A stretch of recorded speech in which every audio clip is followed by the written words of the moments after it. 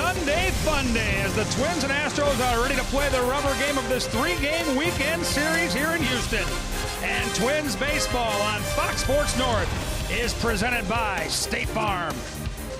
The Twins gained a game last night in the American League Central. Take a look at the up-to-date standings. The Twins are just a game and a half back of the Indians. Kansas City looming 3 back as Oakland rallied for a 5-3 win while the Twins were winners here in Houston last night. Kyle Gibson gets the ball for Paul Molitor's team. It's been an up-and-down season for Gibby this year for Minnesota, but he did see last night a template for beating this potent offense from Houston. So we watched Irvin Santana keep the Astros off balance, changing speeds, attacking the zone when he was on. Kyle Gibson knows it'll be a tough task, but there's a game plan out there to beat this team. You know, one thing that I've kind of seen is they just don't waste their bats. You know, they pick their times to take big swings, and then with guys on base, they make sure they put the ball in play, and you know, sometimes cut their swing down and then pick their spots to try to hit the ball out of the park. So. You know, that makes it tough on a pitcher. You know, if you got a guy who always goes up there taking big hacks, you can kind of pitch, to some of the holes that presents. The Twins will need the A game from Kyle Gibson when we come back. Dick Bramer and Torrey Hunter with their A game and a plan on how to slow down the best offense in baseball. Twins baseball on Fox Sports North is presented by Toyota. Tested, trusted, Toyota. Toyota, let's go places. By CenturyLink, connecting you to the power of the digital world. By Sanford Orthopedics and Sports Medicine, for the everyday competitor in all of us. And by Jeep, the official vehicles of summer are ready for what your summer brings. Hurry in to your nearest Jeep dealer for the clearance event of the summer. The Twins have played their best baseball on the road. They've got a chance to come up with a very impressive road series win against the best team in baseball, the Houston Astros. Dick Bramer and Torrey Hunter with you for the final game of this brief road trip. The hallmark of this Twins team this year has been its ability to bounce back from tough and demoralizing losses, and that's exactly what they did once again last night. Yeah, you talk about Santana, man. He did a great job last night. A couple times he had the bases loaded, and he did a good job of getting out of that. I mean, this guy has a lot of fight. He's done it all year. Whenever they had a losing streak, you got Santana coming on the mound. He was going to kill that losing streak. And I think the bullpen, last night they came in and they pitched well. You talk about Rogers, talk about Duffy. They got out of jams, all night last night. And that's what they've been doing all of the first half. A game like last night, you go home, you think about it, and you start trusting yourself that, hey, we can get out of jams anytime we want to. Like tonight, these guys are going to have a little more fight because they believe they can get it done. We'll see if the Twins can, in fact, win this series, and they'll have to contend with a very good lineup led by, I guess you'd have to call him a veteran now, Jose Altuve. Oh, Jose Altuve is very special, man. This guy has done a lot of great things in his short career since 2012, man. This guy's been hitting the ball hard against the Twins. He's a pest. I think he's that one term that we used to call us piranhas. He is the piranha against the Twins, and he's been doing a lot of great things. He's been hitting balls out opposite field like he's little Miguel Cabrera. And you talk about multi-hit games. He's had more multi-hit games than he's had over games. I mean, 4-hit games, only Miguel Cabrera is number 1. He's second, and since 2012, Miguel Cabrera is right there on top of him. He's right next to him, breathing down his neck. This guy can really hit the ball, put the ball in play, and he really helps the ball club out. I love to have him as a teammate. Well, the lineup that the Houston Astros have is very, very productive. The Twins will try to match that lineup and get out of town with another win and set up what they hope will be a really good homestand when they start tomorrow night against the Yankees.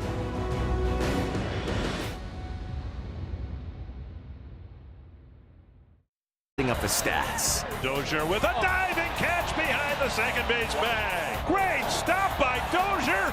What a double play. Wow. Drive to left field. That ball's gone. A home run.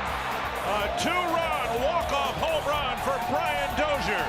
Just like everyone expects. He's grown to be a leader.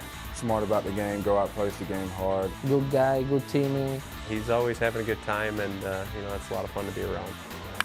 There goes another one. Are you kidding me? We know where Brian Dozier has been. One question remains. Where does he go from here? And actually, there's one more question. Will he get a first pitch fastball to hit this afternoon? No chance. Because he's homered in the leadoff spot, leading off the ball game in each of the last 2 games. Paul Molitor hoping that his team can start the second half with what might be their most impressive series win of the year. This Astros team is really, really good. They do everything well. And the Menards batting order for the finale: Brian Dozier in the leadoff spot, then Robbie Grossman, Miguel Sano, Max Kepler, Kenny Vargas, Eduardo Escobar, Eddie Rosario, Chris Jimenez, and A-Ray Adrianza. And Mike Fiers has done a really good job since the Twins last saw him at Target Field, keeping the ball in the ballpark. Mike Fiers is a veteran pitcher, man. He's had a no-hitter, with the Astros in 2015. And all right, what is he going to get here? Something off there's speed? No way it's a fastball. It's a changeup. Has to be. Are you kidding me? Fastball at the knees, and he takes it for strike 1. He was the only one to throw a fastball down and away. That was a good spot.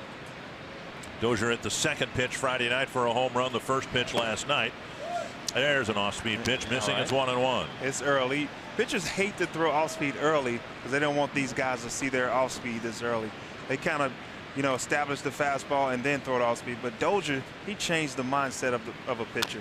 Tapped foul. Another off-speed pitch. Yep. You can't give him a fastball. They want the pitch away, but they keep throwing it middle in, and he crushes it. Next night, same thing. He went back. Anything middle in, he drops the head on it. That top hand is dangerous. And he chases a high fastball out of the strike zone and starts this game with a strikeout. Fiers did a great job of mixing up the pitches early. Like I said earlier, pitchers hate to throw their off-speed that early in the game. Northland 4 defense for the Astros, middle of the pack, I guess, among the 15 American League teams in the field. Aoki gets left field, Marisnik in center, Reddick in right, Bregman, Gonzalez, Altuve, Gurriel, and McCann back behind the plate. He caught Friday night's game. 1 down. Here's Robbie Grossman. Mention that Fiers has done a really good job keeping the ball in the ballpark. In his first 9 starts, up to his start against the Twins at Target Field, he had given up 18 home runs and 46 in the 3rd innings. There's a pop-up near second base. Gonzalez right behind the bag makes the catch out number 2. Since his start against the Twins at Target Field, he's been a much better pitcher. He's only given up 1 home run in his last 8 starts, covering 47 innings. In the first 7 games of the season, he had a 5.7 ERA. He's turned it around a lot. He's gone 4-3 with a 2.65 ERA, with 56 strikeouts in the last 10 starts. 2 down, bases empty for Miguel Sano.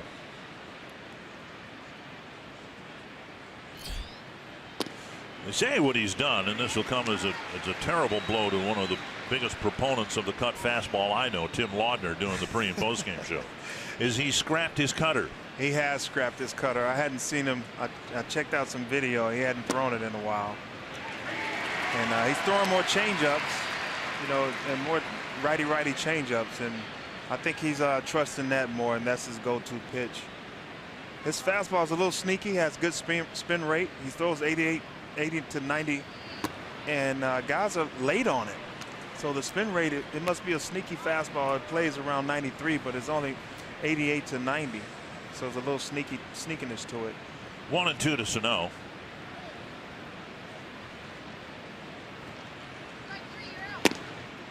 And I mentioned Tim Laudner's name in sarcasm, of course, because Tim has never liked the cut fastball, and he thinks Fiers and every other pitcher in the big leagues should just get rid of it. You think it's because of injuries or because it's not an effective pitch? He thinks it takes something off a true sinking or 4-seam fastball. And now 3-2 to Sano with Kepler on deck. Whew. I don't know, man. I've seen a lot of cutters that I didn't like. But I've Mariano seen Rivera. Right. You Kluber. You got a lot of players that live. Paul Bird made a career out of cutters. There are exceptions to the Laudner rule. And on the outside corner. Sano thought it was ball 4. Fiers has a couple of strikeouts in a 1-2-3 first inning.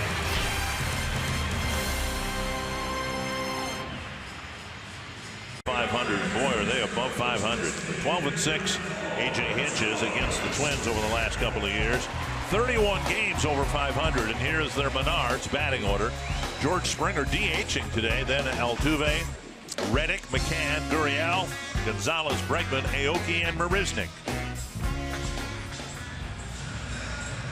And Kyle Gibson going for the Twins, his 17th start of the year. Kyle Gibson, he pitches pretty well against the Astros. He has good numbers. He's 3-0 with a 1.93 ERA against the Astros. He's doing pretty well against these guys. And he'll need to do a lot of that. First pitch strikes. Even Irvin Santana didn't have a typical game for him in that regard, but he was able to gut it out through 6 innings, walking 5. Down and away, 1-1. Gibson is more of a sinker baller, and he keeps the balls. If he keeps the ball down, he'll create a lot of ground balls, a lot of double plays. But every once in a while, he gives up the long ball. 16 home runs allowed in 61 and a third innings. Swing and a miss. And Springer again swings from his heels. 1-2. That's my type of guy. Swing hard. In case you hit it. Yeah, just in case you hit it. You just never know. 2 strikes, now you cut down. 1-2 from Gibson to Springer. Breaking ball. Backhanded by Jimenez. This impressive lineup continues to produce runs. Much more productivity than anybody else in the major leagues. They scored 90 runs in July. That's 21 more than the next team. That's mashing.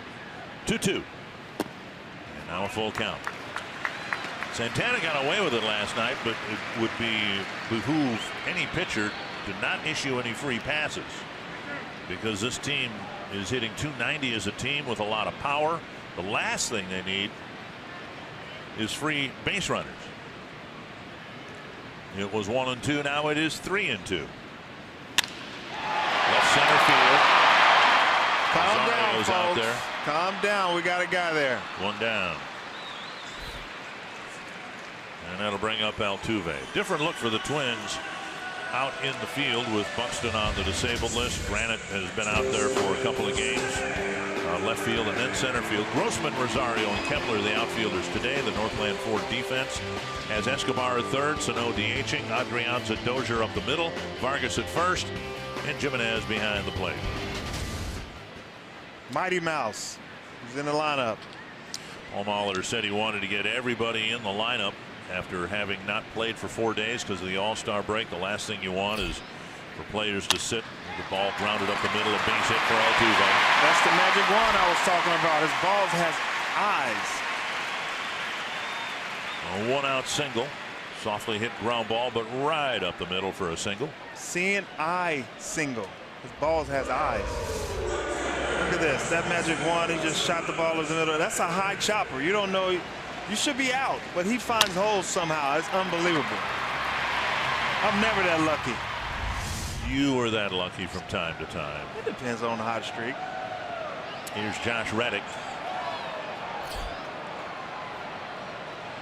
If you're a primarily sinker ball pitcher like Gibson, you just have to take at bats like that. He got a ground ball. It just happened to find a hole. Now you hope you get another one off the bat of this guy. Well, I could tell you the plan of attack on this guy, on Gibson, is because he keeps the ball down. He throws the sinker and the cutter and slider. You want to get the pitch up, and that's the only one that stays flat. So their plan of attack today is to get him up. This one pounded into the turf. Vargas will tag Reddick, and on the play, Altuve going to second, and with 2 away, let's go to Kevin Gorg. Thanks, Dick. It's time for our Car Soup Scoop. We'll start with Taylor Rogers, that 4-out hold last night. I asked him about getting confidence when your manager puts you in a game with the bases loaded like that. He said, no, you don't get confidence from the manager doing that. You get confidence from surviving that situation. He said, I've been better this year in those spots, and I'm gaining confidence from that. Kenny Vargas, who just made that play, said that day off did wonders for him. Got a workout in, recovered well, feels good out in the field, feels like he's almost back to 100%. Other side of the infield, Eduardo Escobar, hasn't played yet in this series. Said he hadn't had a lot of time other than in the cage. He said he's going to see the ball, hit the ball, and just react and try to bring the energy he loves to bring to the game, guys. All right, thank you, Kevin. 2 down, and now here's McCann taking outside ball 1. Kevin Gorg looks good in baby blue. It makes his face more baby-ish. Okay. No? I don't know that that's what he's shooting for, but He looks younger. He looks younger in baby blue. You should wear that all the time. It fits you. 1-0 to Brian McCann. Grounded into the shift. Dozier has plenty of time to throw him out. A pop-up and then 3 ground balls. Gibson has a scoreless first as we head to the second. Astros have been very good, even though they've had some problems keeping their key starters healthy, including their ace, Dallas Keuchel. Been on the disabled list a couple of times with some neck discomfort. He will start a rehab assignment tomorrow in Corpus Christi. And it's been a hot and cold season for him in terms of being able to play, not being able to play. And this Astros lineup, as impressive as it is, they really need to get him back and healthy. So they have the luxury with a 15.5 game lead of taking their time with him. Yeah, I mean, no reason to rush him back. Let him go down there, get some quality starts, and you know they should treat a Razorback that way. That Arkansas bias we keep hearing about. Yeah, I am. 1 strike to Kepler. Stroked foul. Kepler having a good month of July, hitting .421 this month. And hitting cleanup, trying to offer some protection to Miguel Sano. It's a different lineup again today without Joe Mauer. Paul Molitor talked about the wisdom or lack of it in asking Mauer, who came off the disabled list, to play 2 games in less than 24 hours. Swung on and missed, and Kepler strikes out. Fiers has 3 Ks already in the game. You look at his fastball. His fastball is only 89 miles an hour. But guys it's by guys. It's right down the pipe, and you can't even, jump on it. Look at this fastball. It's 89 miles an hour. It's right down the pipe, and he's late on it. There's no movement on it at all. No, it's a sneaky fastball. It's 89, but it's playing as 93, 94. Here's Vargas with 1 gone in the second. Outside, ball 1. You know, Fiers, I faced him in 2015. I had an opportunity to face him with Milwaukee and with the Astros. And, every once in a while when he pitches in to righties, he lets one go, and it's always at your head. And that's kind of uncomfortable. I remember him hitting John Carlos Stanton in the face and knocking him out, landing him on the DL. Stanton still wears that jaw guard on his batting helmet sometimes. Yeah, and it just sometimes it gets away from him because it's just so sneaky. It's hard to get out of the way. Inside now, it's 3-0 to Vargas. Twins need Vargas to start swinging a productive bat again, and he needs that as well. Takes a strike. Twins are going to add Bartolo Colon to the roster on Tuesday. There's some other situations regarding the roster, Greg Breslow and some others, that will require some roster movement. Vargas would be well served to start swinging a hot bat. Wow, that really? hit a ton. My goodness. Well, exclamation point. Hot bat. Wow. That was 2/3 of the way into the second level here, and it's 1-0. And for Fiers, just the second home run he's allowed in his last 9 starts.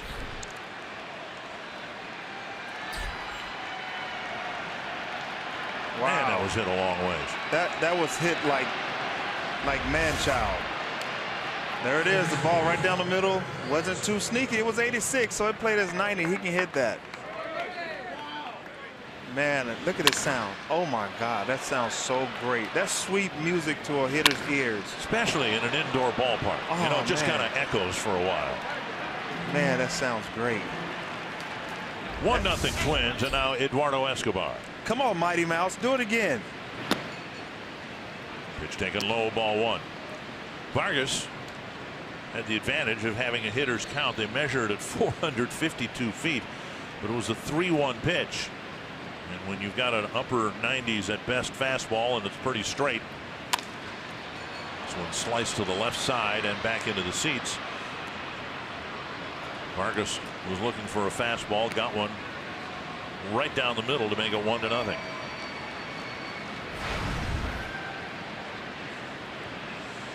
Vargas, I could tell you, he can be.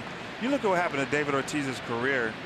You know, Tom Kelly always wanted him to go the opposite way, and he forced him to go that way. When he got to Boston, he was able to hit that green monster and go the other way because he was taught that. And I got to tell you, man, once he figures it out, hit that ball, he has the power to hit to all fields. He's a complete hitter. He's a better hitter. They won't do that shift too much anymore. And I'll take my chances with that. Soft liner to Gonzalez for out number 2. And that'll bring up Rosario. And Vargas has a chance to be special. We're just waiting on him.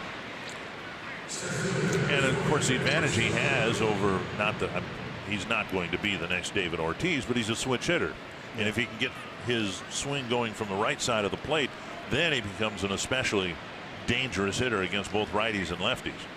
Did you know in high school I switch hit? I didn't know that. Yeah, and some guy told me, he said, would you try to work on both, or would you try to be the best at one? And I was like, wow, okay. So I just stayed right-handed, and it was less work. It worked out okay, didn't it? Yeah, you have to put in more work. It's the same amount of work you have to put in your left side and your right side. You have to do it, and it's going to take extra work. Coming into play today, a 100-point difference between Vargas's left-handed average and right-handed average. Dribbled up the line, foul, and it's 1-1. It's tough because there's more righties in the game than lefties, so he's going to have less chances as a right-handed hitter. And it's going to be, you know, it could be a week or two before he sees a lefty, and now he's uncomfortable. He hadn't seen it. The pitch seems faster. It's just a different feel and different look for the right-handed side for Vargas. Yeah, foul, and then you finally, after not having seen much left-handed pitching, you finally go to Boston, and then you get David Price and Chris Sale. Oh yeah, I mean, most of the lefties in the game are dominant. You know, you don't find that lefty that throws a two-seamer and he throws 87, and you know, you don't find the Moyers anymore. And so these guys are filthy these days. Rosario strikes out. 2 more strikeouts for Mike Fiers, but he threw one to Kenny Vargas, and Vargas crushed it to make it 1-0. I eat for lunch fastball.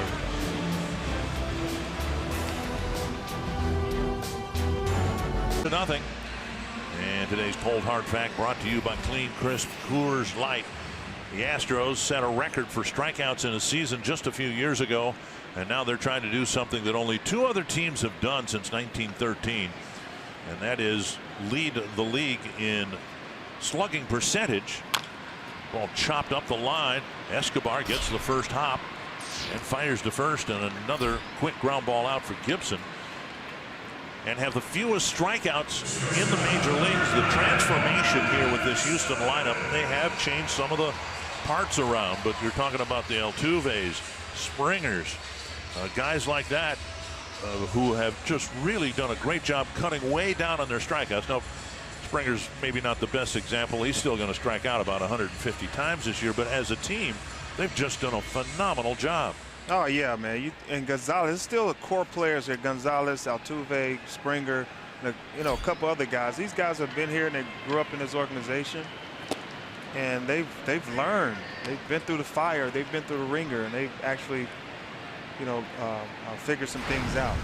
So you see what the Astros have done, and you see what Aaron Judge has done in one season. He was very strikeout prone last year, and now he's got better plate discipline, swings at strikes almost exclusively now, and might be on his way to both a Rookie of the Year and MVP award this year. It's the mentality of the player. You know, the player has great character and say, hey, you know what? I struggled in this area, and I, you know, have constructive criticism. Somebody gave it to him, and he said, you know what? I'm going to clean up my weaknesses. I'm going to work on it, and it's on the individual. You know, whoever that player is, he has to go out and work his butt off. Check swing, and it's 1-2. Gonzalez 0 for 8 in his matchups with Kyle Gibson.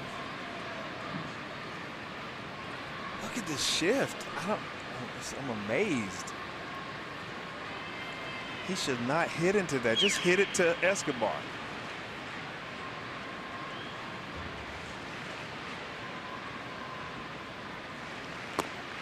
A little bit low, and it's 2-2. Like I said earlier, their approach is to get him up. If he swings at this pitch down, he's going to hit it to the shift, into the shift.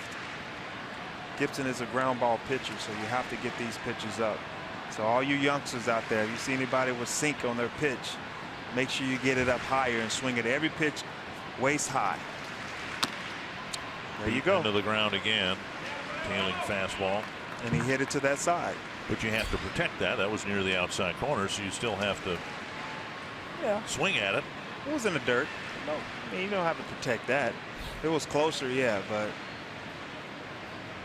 I've seen guys in the major leagues that can shoot that ball the other way and hit it foul that way. You have to work on it. You have to put in the work and put in the time. Down the line, but foul. Still hit it that way.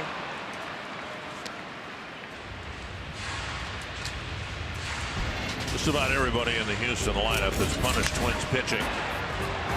The Twins have actually done a decent job since the rough start Friday night by Jose Barrios keeping this lineup in check. But boy, did they have fun at Target Field last year. Gonzalez might be the best utility man in Major League Baseball. Right now, yeah, absolutely.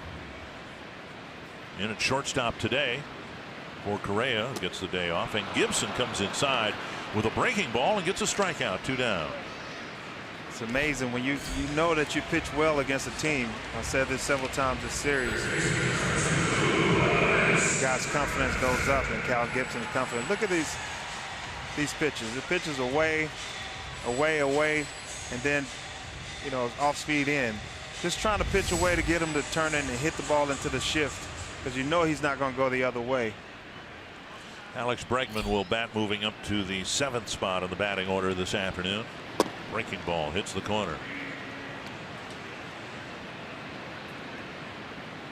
Bregman's more of a middle end guy. Short arms, short bat, short swing. Be careful. Stay away. To left. And Grossman plays it on a hop for a 2-out single. He kind of left a off speed up, kind of down the middle, and he was able to capitalize on that. We'll bring up Aoki.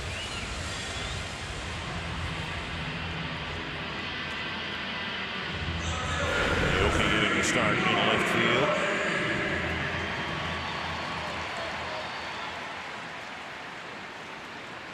Aoki actually grinds out at bats, and he has no problem going the other way, and you can tell there's no shift on him. You got the third baseman where he needs to be, the shortstop, the second baseman. Everybody's where they need to be because he sprays the balls to all field. He's not afraid to go the other way. Twins are playing him actually in the outfield bunched up the middle. They're giving away some of the right field line and an awful lot of the left field line. Right, because he sprays the ball left center to right center. And that's a good hitter, complete hitter. He might not hit for power or anything like that, but he usually hits for a decent average. 1-0 to Aoki. And there's a strike. It's a good pitch. Gibson much more aggressive so far here today. 23 pitches, 15 strikes. If he can be more consistent and pitch the way he's pitching these last 2 innings, this guy he could be special in the major leagues. Just have to believe it himself. Talking about Gibson. Gibson. Yep. And I think that's been part of the frustration, because the graph line for Gibson in his career was certainly headed in the right direction. Up until last year.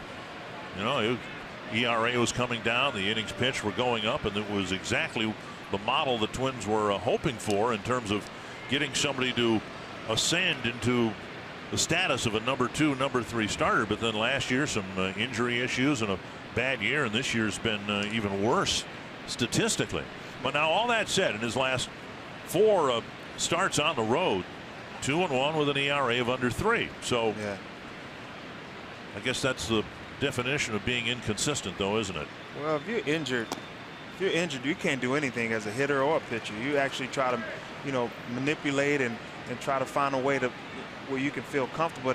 But it's not you. It's not who you are. And actually, you leave pitches up. Your breaking pitch is not breaking as much. So if you're injured or tired or fatigued or whatever it may be, you're not going to be yourself. 2-1 to Aoki.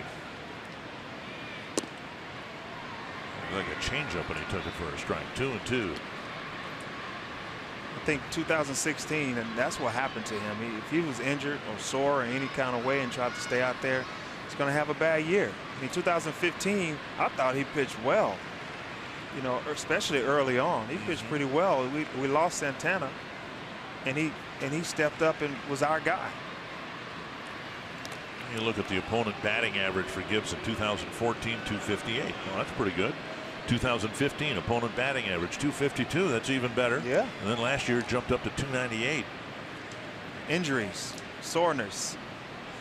And this year it's 317. If we had Santana in 2015, we definitely go to the playoffs. No doubt. He was, of course, on the sidelines with the PED suspension before he ever threw a pitch to the Twins. Here's a ball hit to center and another 2-out base hit. That's what I was talking about earlier. This guy's a complete hitter. He hits the ball all over the field, and he was able to hit the ball up the middle. And now Jake Marisnick will bat. And here's the pitch. He left the pitch up, and it's a ball up. He shouldn't have hit that ball, but he's such a great hitter, complete hitter, that he's able to get to that pitch and drop the bat head on it. Everything down, down, down, and then you let one slip a little bit, bring it up, and there it is, hit into center field. That's their attack. Their plan of attack today is to get that pitch up. The ball stays flat when you get a sinker baller up. 3 singles against Gibson. So far, no damage done on the run column. Here's the number 9 batter, Marisnick. Great athlete right here. I've been knowing this guy since he was 8 years old. Really? Yeah. In California, his mom was actually my marketing lady for over 12 years. Is that right? Yes. I've been knowing him for a long time. He's a great athlete, great kid. He hit 9th and he has 10 home runs. Yes. He can be a threat as well. He's very fast. Great athlete. Check swing. 1-1.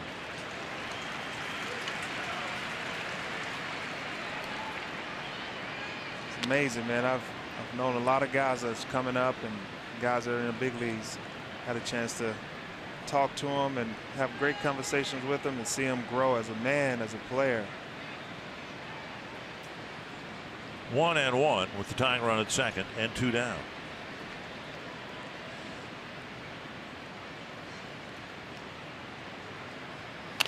Beaten foul.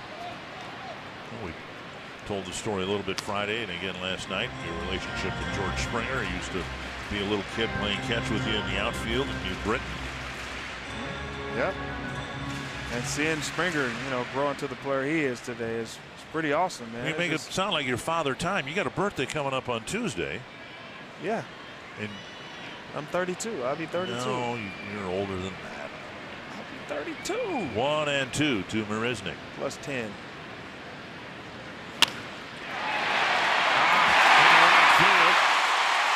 And Kepler's throw to the plate, not in time. He should have. The 7, 8, and 9 batters all deliver 2-out singles to tie the game. But look at the pitch. The pitch looked like it was down and in, and Marisnick.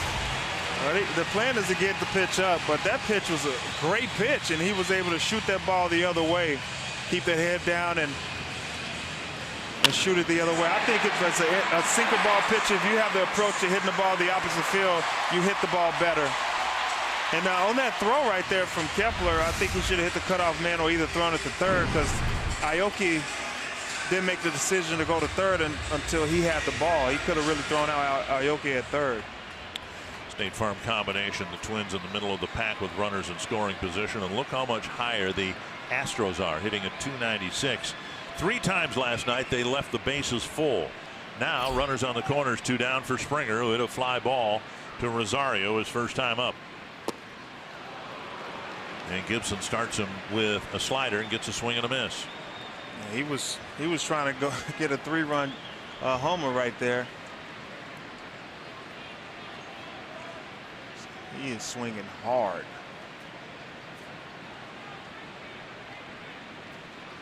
One strike to Springer. 4 singles against Gibson the first time through the order. Off the plate, and the runner at first, Marisnik, bluffed toward second base. He's a pretty fast runner. He has some speed, and he loves to run. So keep an eye on him.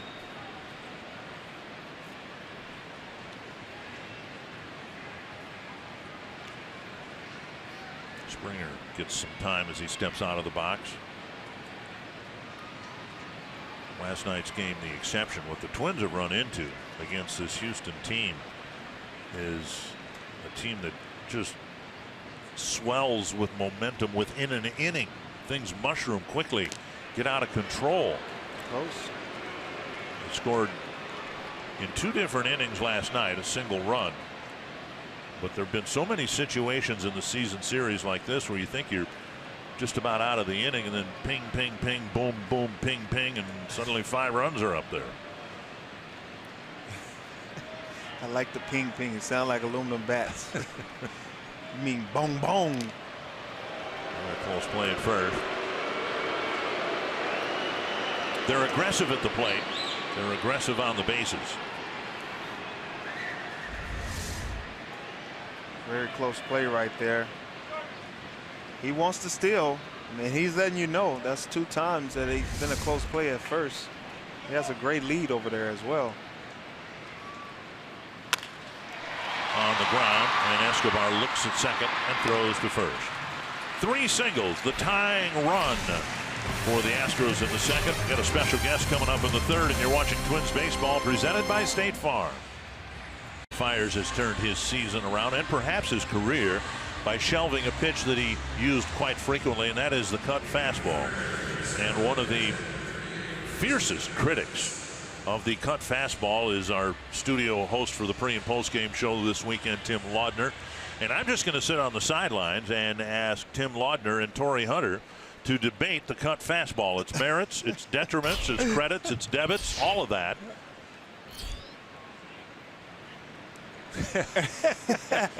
Well, Timmy, you've never liked the cut fastball, right? I mean, you think it takes something off a pitcher's regular fastball?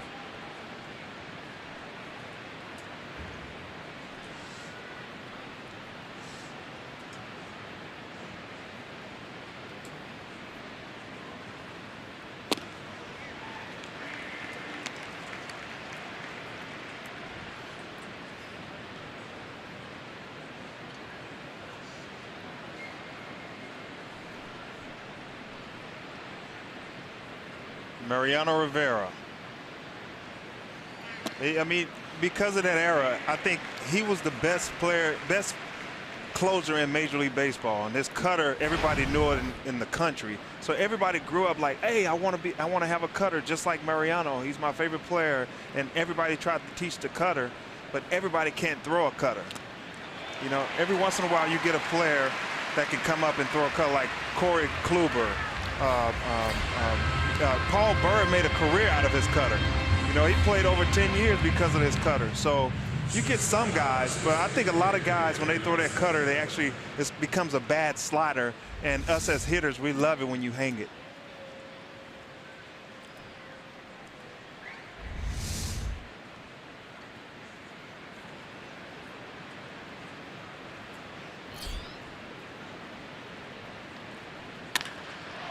Adrianza goes deep to right. Adrianza hitting his first home run. A no-doubter to right, and the Twins get another home run against Fiers on something that was not a cut fastball. He should have thrown a cutter.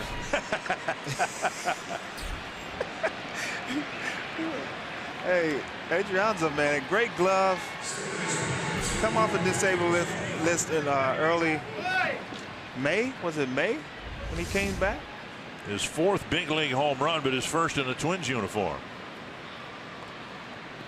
Wow, he got that fastball right down the middle. If he'd thrown a cutter, it would have jammed him. But he scrapped it. I know, I'm just giving you a hard time.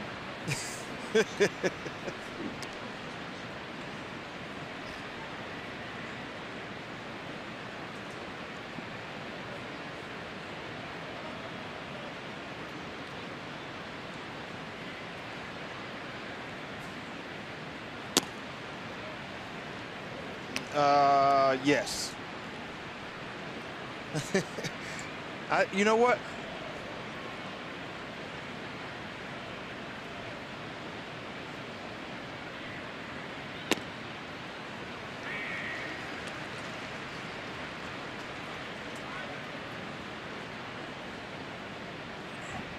All right, well, you want me to reveal it? I knew what was coming. 80% of the pitchers tipped their pitches, so I already knew what was coming. I just took the fastball and waited for you to hang the breaking pitch. So everybody in the league said, Torrey only can hit that off speed, and then you throw me 99 and I turn on that stuff. Huh? Because I knew what was coming. Now I'm telling you my secrets. Stop tipping your pitches, and you know what? I wouldn't play them 40 and turn it on your 99. I was cheating. 1-2 to Brian Dozier. And a strikeout for out number 2. 6th strikeout already and 10 at bats from Mike Fiers. Hey, Tim, you see that it was 91 miles an hour, but he does have a sneaky fastball, and I agree with you. I think his fastball, if it's 88 to 90, 91, it plays harder. Sometimes I think he leaves it flat down the middle and tries to throw a strike with it, and it doesn't have that spin rate like he should.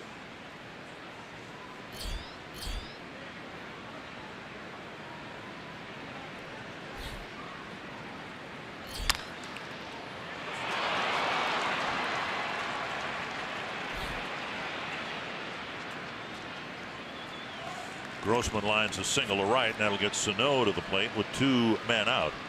Tim, thanks for jumping in and chiming in on your thoughts about the cut fastball, and we'll just hope that Fiers from time to time here during his stint keeps leaving regular fastballs up and out over the middle of the plate. Hey, Tim.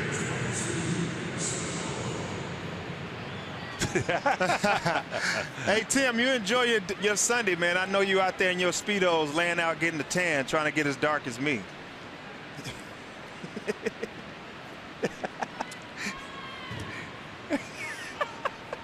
All right, we'll hear from Tim in the postgame show with Sano at the plate, a man at first and 2 down.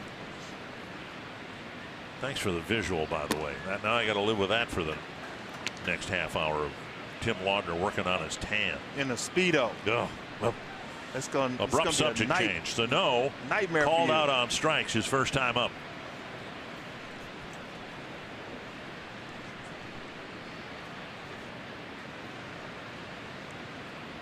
Big swing by Sano on an off-speed pitch, and it's 1-1. Little changeup down and in right there.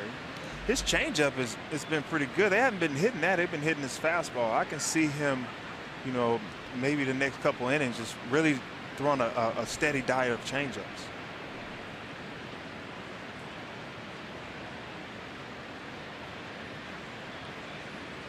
One and one. You know what we've seen from Fiers so far. Pitcher, I don't know if this makes any sense or not, but he's working like front and back with his straight change in his fastball. We haven't seen a whole lot of breaking stuff. I mean, he just seems to really be trying to keep the Twins hitters off balance velocity wise. The yo-yo system. Is that what you call that? Yes. There's a breaking ball and a big swing on this, and it's 1-2. You know, like I said, they like to establish the fastball early. And then they have, you know, in the 5th inning, 4th inning, I see a lot of guys really go to their curveball. Like John Lackey. Lackey used to throw his fastball, cutter, but then didn't throw his breaking pitch until the 5th inning to give you something different to look at. Because hitters do get comfortable and they start seeing you after the 2nd time around. They get like, all right, I'm making adjustments. Then you got to bring out another pitch. 1-2 to Sano. Fouled back. That was the pitch he wanted. 90 miles per hour. over the inner half of the plate, and he fouled it straight back. Actually, he was a little late on that. That was 90 miles an hour, and he was late. That's a sneaky fastball.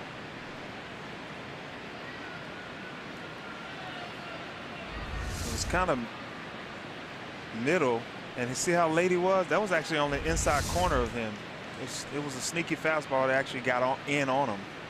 It wasn't on the barrel. It was on his hands. Runner goes and popped up wide of third. Bregman with room to end the inning. Jammed him right there. Twins get another solo home run. This one from their number 9 batter, and they retake the lead 2-1. Visit buyfordnow.com and your local Northland Ford dealer today. By Grand Casino, the best stories start here. And by Menards. Save big money at Menards on all your home improvement needs.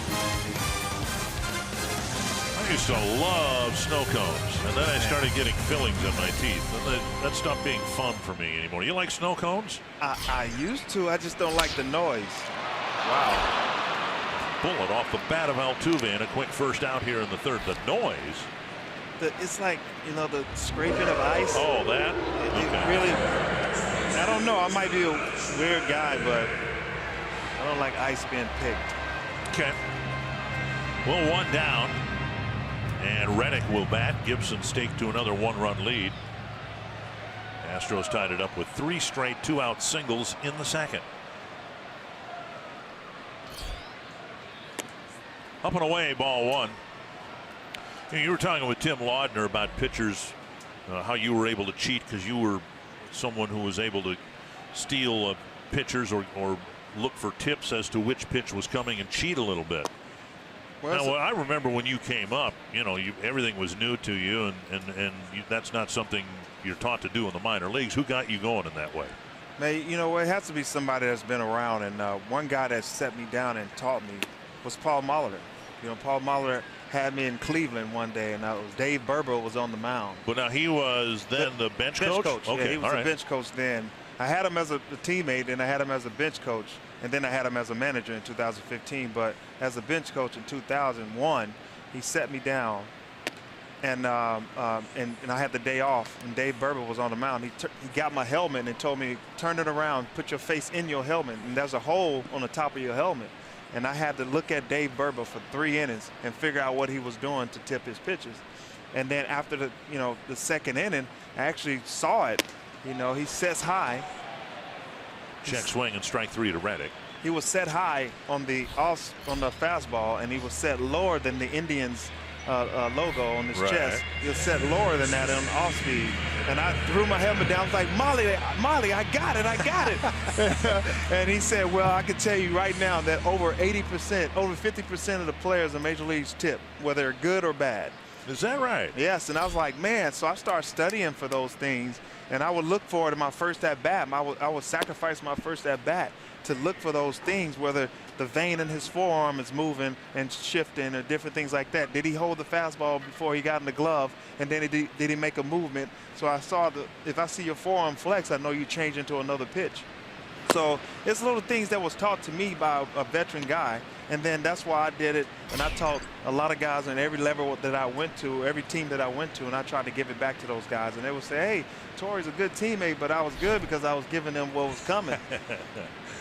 Tried to make every team better, man. You got to take that advantage of the weak link. You know, if you got a weakness out there, I think we should be hyenas and take advantage of it. So you did that with the Angels and the Tigers and brought it back to the Twins, and it all started in the visiting dugout in Cleveland. Yes.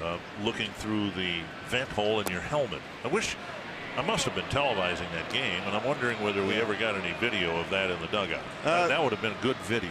It would have been great video. I hope somebody got it, but I doubt it. You know, the times then was totally different. You probably can't see it because the resolution was terrible.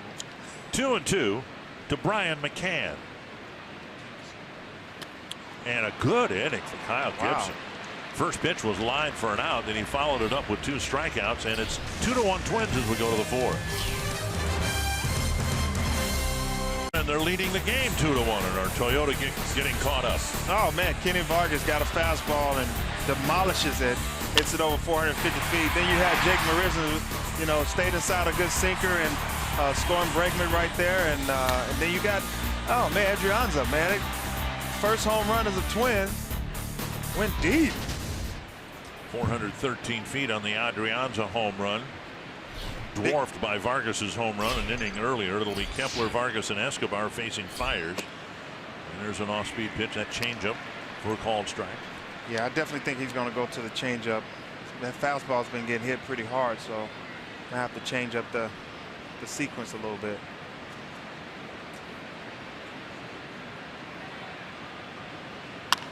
That's chipped behind third, but it's going to be a foul ball and a nice catch by Bregman, who was playing well off the line. He had to cover a lot of ground on a short fly ball, one down. Yeah, he's able to cover some ground right there. The third baseman with athletic ability. Change up down and away. Look how much ground he covered with them short legs. Very short and compact. Those guys play hard, man. Pedroia, Altuve, and Bregman. These guys play hard. They're short guys, and they feel like I have to do more than most. And they play their way 100% every play, every game. Vargas takes a curveball for a strike. I told you before the game, I think the two favorite players for me to watch, not Twins players, are Pedroia and Altuve. Yep. Both second basemen.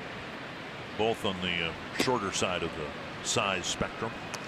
Yeah, man. Think about it. It's, you know, their whole careers, they probably was told, hey, you know, you're too short, or you can't do this, you can't do that, and you know what? They proving guys wrong and proving people wrong. One floats in at 72, and it's 1-2. Vargas might not see it, at least from Fiers. He might not see another fastball, at least not one for a strike. Just sit on the changeup and try to hit that left field short porch over there. Fastball, got him. Bayou Classic. 2 down. Let's go to Kevin Gorg. All right, guys, it's time for our big story in baseball. It takes us to Miami last night, and what a big story this was. The rookie, Cody Bellinger, up in the 7th, needing the triple for the cycle. There it goes, right center. Stanton can't make the play. Off to the wall and off to the races goes Bellinger. It's the first ever rookie in Dodger history to hit for the cycle. He goes 4 for 5, 3 ribbies. How hot are the Dodgers? Well, they've won 8 straight. They've built a 9.5 game lead, and they're winning again today. But the cycle, the story last night, guys. Hard to do. They are doing in the National League what the Astros are doing in the American League. Quite a story. 1-0 now to Escobar. That's hard to do, hit for the cycle. Did you ever do that? Man, every time I had a chance, I hit a double or a home run, another double. I have a single, a double, a triple, and then before you know it, I hit a home run or I hit another double. I'm like, man, I had it several chances, but it seemed like I doubled up on a homer or a double. 1-1 to Escobar. Hit a soft line drive to the shortstop Gonzalez his first time up. Now fouled away. You know, you step back and look at it, and it's fun to watch a hitter hit for the cycle, but it's just kind of a novelty. You know, it's a 4-hit game, at least a 4-hit game. So those are fun to watch anyway. Yeah, but it's tough to do all 4. Like, how is that possible? You got a single, a double, a triple. You have to be lucky to do that. It's just like that ball right there that was hit by Bellinger, and then Giancarlo Stanton runs after. Right. He lost it in the lights. Yeah. You have to have a little luck. Yeah. There's no way you. How's that possible that he got a triple by losing a ball in lights? Unbelievable. Thank you. Take him to the casino. 1-2 to Eduardo Escobar. Fouled back. Twins manager Paul Molitor hit for the cycle, and I told the story before. He had a chance, and I think in his final year with the Twins down in Texas, in a 10-3 game, he had a chance to hit for the cycle again, and the Texas manager intentionally walked him to avoid giving up the cycle. I never understood that. Why?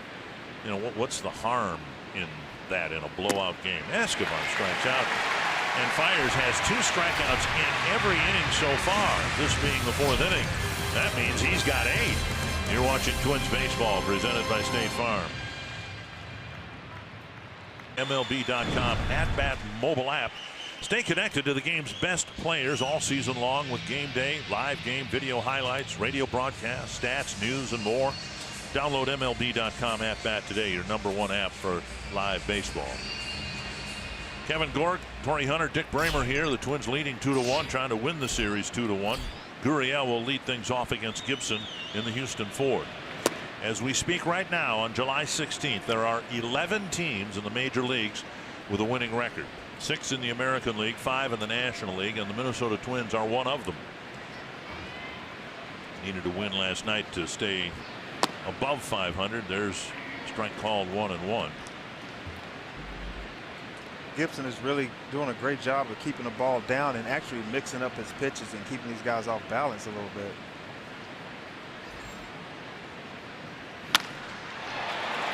To left center. And an opening double for Gurriel here in the 4th inning. I spoke too soon.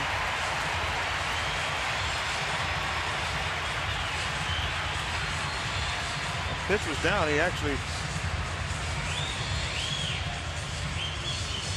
not a terrible pitch. He kept the ball down, and Yuli actually just hit the ball pretty hard. That was a good pitch. This guy really knows where his bat head is. That sound is beautiful. Well, the Twins leading by a run, and now Gibson will try to pitch around the leadoff double to keep the lead. He struck out Marwin Gonzalez, swinging his first time up.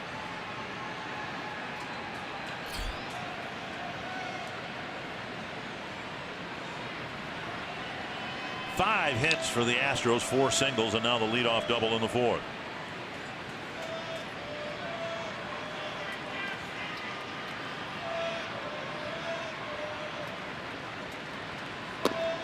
And even with a runner at second, the Twins have the pull shift on for Gonzalez. The shortstop, Adrianza, in charge of keeping Gurriel as close to second as he can. This guy's hitting close to 400 runners in scoring position, so he knows how to step up and get the job done. You have to do that because, I mean, if Gurriel takes off for third base, Escobar has to make that hole on the left side of the infield even bigger to cover the third base bag. That's right. But Yuli is not running at all. 1-0. He's already in scoring position. There's no need for him to even think about it at all.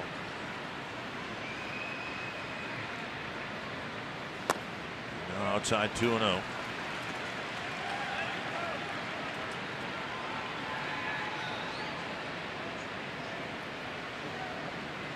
There are no soft spots in this Houston lineup. Not at all. And you got Gonzalez right here. Like I said earlier, a lot of guys back in the day, you have guys at second base, no outs, 4th inning. They might bunt him over or try to waste their bat, trying to roll the ball over to the right side to get him over. Now, 3 guys are going to try to hit him in. So strike taken. I really like that approach. Gonzalez is 0 for 9 with 2 strikeouts against Gibson, and then behind him Alex Bregman hits. Bregman started the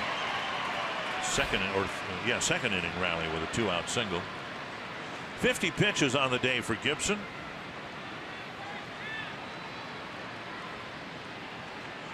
.33 strikes, which is good.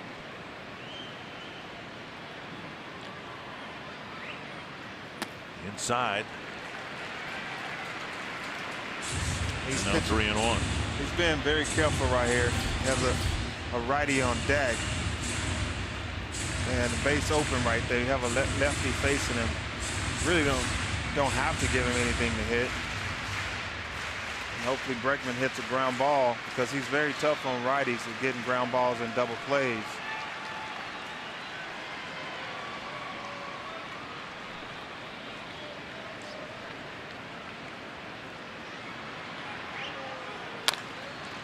Foul, and it's 3-2. Change up right there.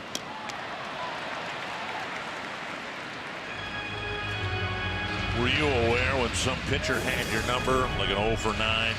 Because I'm sure Gibson's aware of the fact that he's been able to get Gonzalez out every time. 0 for 9 against Gibson as a hitter. Are you aware of something like that? Yeah, it depends. Like, I could be 0 for 9 against the guy, but I got 9 bullets hit off of him, and I feel comfortable off him. But the numbers say I'm 0 for 9. The numbers don't tell the whole story, you know. And so I don't know how Gonzalez hit the ball off of Gibson. He's just unlucky, or is he just really getting dominated?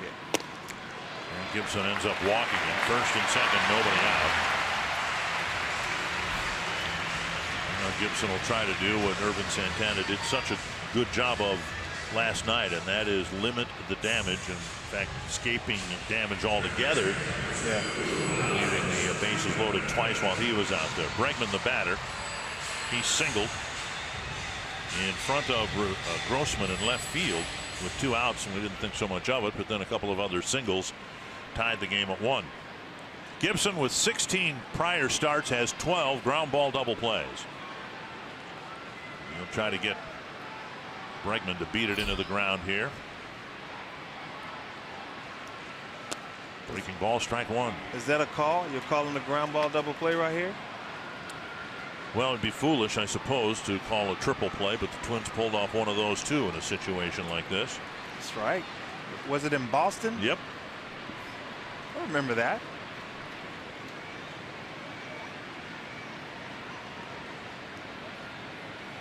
It was in Anaheim, actually.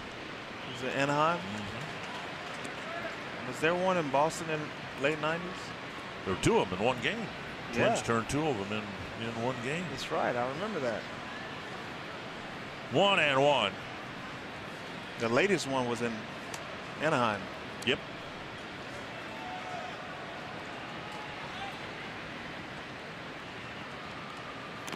Ooh. Foul tip, and that stung Jimenez. It's 1-2. Two-seamer. He had it up. He really wanted to go after that pitch because the pitch was up, and that's their plan of attack. But that ball barreled in on him, and foul tip off of Jimenez. Bregman has grounded into a double play 11 times.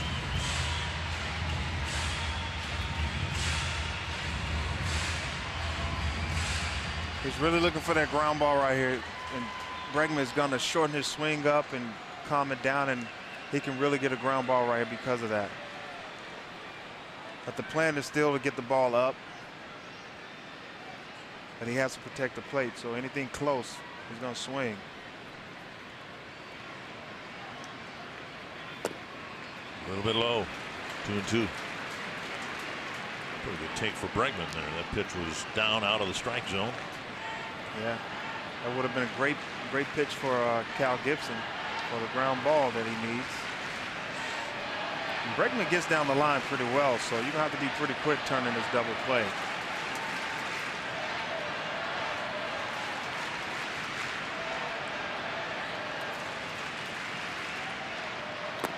Took him out. Nice, big strikeout right there. The soft mid of Jimenez gathers in the foul tip. 1 down, and that'll bring up Aoki. This is a guy you have to be careful with as well, because left-hander, and he's looking for a pitch up. Now there's this changeup. It was a changeup down. Changeup down, and couldn't really do anything with it. You swing at those pitches down on Gibson, you're either going to hit the ground ball or you're going to swing over the top of it. Aoki got a pitch letter high and lined it into center field for a base hit after Gibson got ahead of him.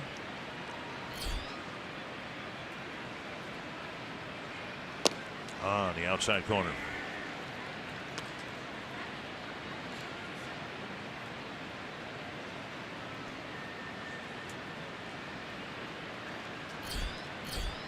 Gibson doing a good job of throwing strike 1. Yeah, 11 of 17 first pitch strikes. And a fastball, strike 2. Paul Molitor before the game today said, well, Gibson, likes to use all his pitches and all that, but the number one thing he had to do here today to pitch well against this Astro lineup, and he's done a good job of it so far, is throw strike 1 and then use all your other pitches. Yeah, get ahead first and then manipulate those pitches. Sometimes you manipulate them too early, they're out of the zone. Check swing, no swing, says John Tumpain, and it's 1-2. Aoki's going to be hard to double off because he can chop balls with the best of them. He hit the ball and it goes high. He hit it in the ground, and that dirt that they have out here in the dome is actually pretty packed down and hard, so probably benefits him a lot. Hit into 10 ground ball double plays. He doesn't strike out very often, just 25 times in nearly 200 at bats. Chased by Rosario, and he can't get there. Gurriel will score. Gonzalez coming around third, and a little hesitation from Adrianza. It's a two-run double, and the Astros take the lead. Seen the shifted outfield work so well for the Twins, and that time Rosario playing in left center, and the ball was hit in right center. Yeah, it's tough, man, because if a guy throws a lot of off speed, the lefty's usually going to pull it. But he left that pitch up, out over the plate, and he was able to put good wood on it. He doesn't hit balls that far usually, but he left the pitch up, and he was able to drive it. So now the Astros lead by a run. Runner at second, still only one out, and Marisnik. And the Astros show the depth of their lineup, getting a lot of production from the bottom third here in the early innings today. Check to swing, ball one. I think if Rosario would have hit the first cutoff man, they probably would have had a better chance. But the ball had to sail past Dozier and get to Adrianza, and he double clutched. So Tom Kelly, he said, hey, if it's low, it's fine. But if it's high, you're actually giving the runner an extra 2 or 3 steps. Big swing and a miss, 1-1. Have to hit that cutoff, man. 6 hits for the Astros. And Aoki has 2 big ones, including the 2-run double to put the Astros in front. You saw what Marisnik did earlier with the 2-seamer in. I'm pretty sure he's trying to stick with that same approach of right center. Outside a ball.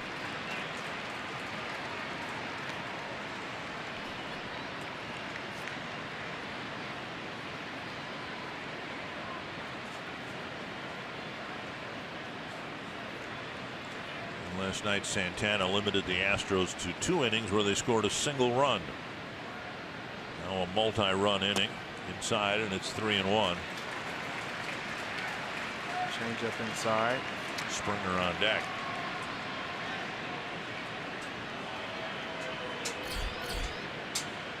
Marisnik must hit the ball anywhere, everywhere, because everybody's straight up, the infield and the outfield.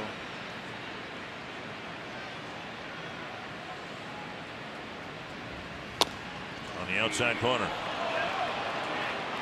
It's a really good pitch.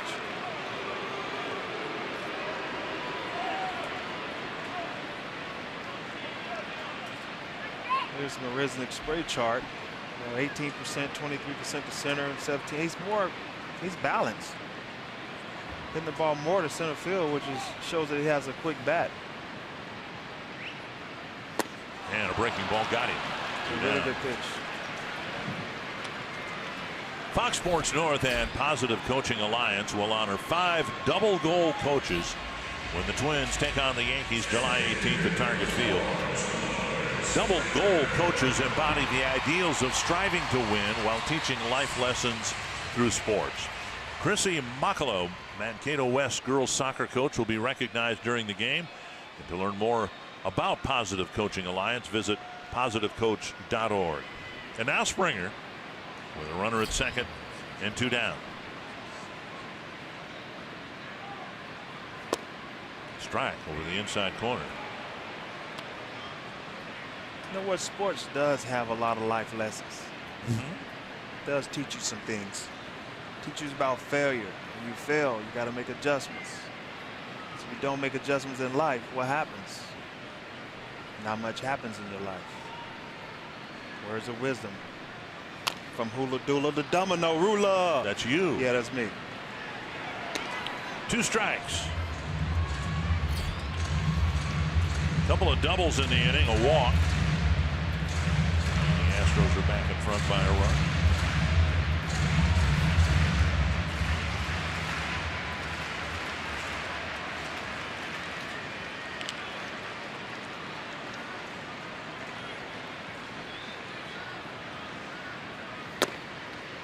Missed down and in. You don't want him to get extended. You probably have to stay tight on him. Stay inside with the two-seamer. Not try to hang that off speed. He can really do some damage if you get it up.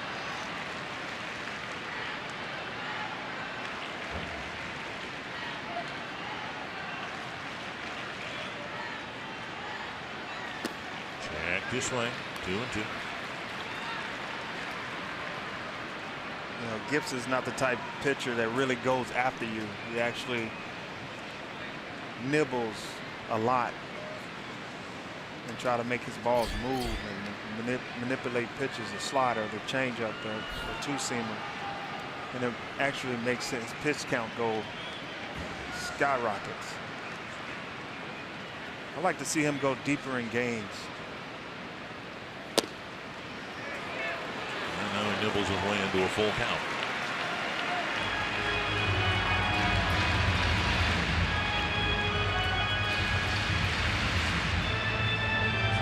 Gibson wanted to get Jimenez's attention. Just in the fourth inning here. We can get 6 innings out of Gibson today.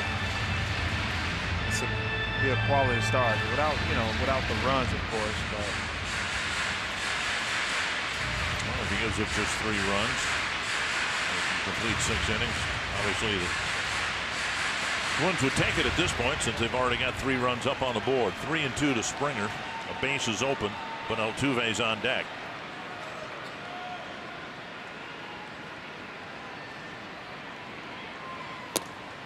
Missed the outside corner. Gibson thought he hit it.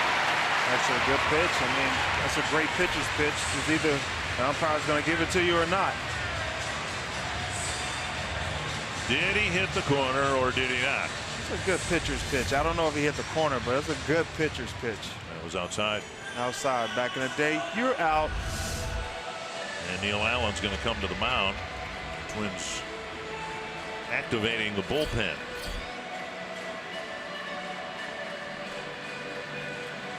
This is one of those innings. It's kind of mushroomed. We've seen the Astros do it. We've seen it happen to Gibson in the past. Leadoff double, then a follow-up walk, a 1-out double, and now a 2-out walk. And Altuve comes up with the Astros already up a run. And he's probably, Neil Allen's probably telling him to be careful with this guy. Keep the ball down, maybe try to get a creative ground ball right here. And against the Twins, he's a hitting machine. He's a hitter anyway, but you got to be careful. Look at the multi-hit games. He has 320 multi-hit games since 2012. 205 0 for games. That's unbelievable. He's seen 2 pitches from Gibson today. Grounded the first pitch he saw in the first inning up the middle for a single. Then leading off the third, he hit the first pitch on a line to Escobar, and Gibson misses inside ball 1. Buddy Boucher's getting loose in the Twins bullpen.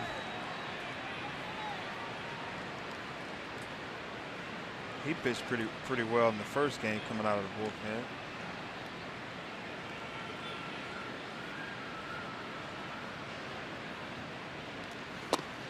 Missing inside again, 2-0. Don't want him to get extended. He's coming in. That was 91 the first pitch, 92 with some sink and run. He's really trying to stay tight on Altuve. We saw what happened yesterday when he got extended. He hit it 385 feet. To the opposite field. To the opposite field, right. And there's a strike.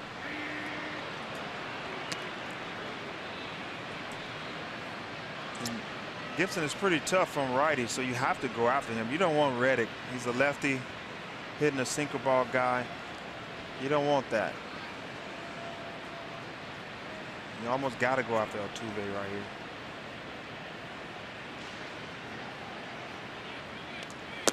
Three and one. That's a good pitch. A little low, but good pitch. Reddick on deck. Gibson hadn't walked a batter coming into this inning, and now has already walked 2 here in the 4th.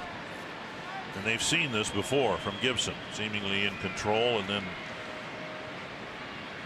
one thing leads to another, and suddenly there's a big number put up there, and Gibson might need to get Altuve to stay in the game with the left-hand hitting Reddick on deck. That's a good pitch. Strike on the outside corner. It's almost the same pitch as the one previous pitch. The one that walked Springer. That looked more like a ball, this pitch right here, than the previous pitch before this one. Full count. Runners will go with 2 down.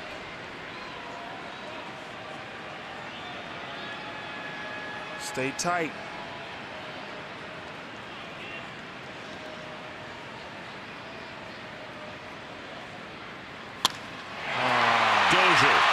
With a nice fielding play and the throw to first. Calm down, folks. We got a guy there.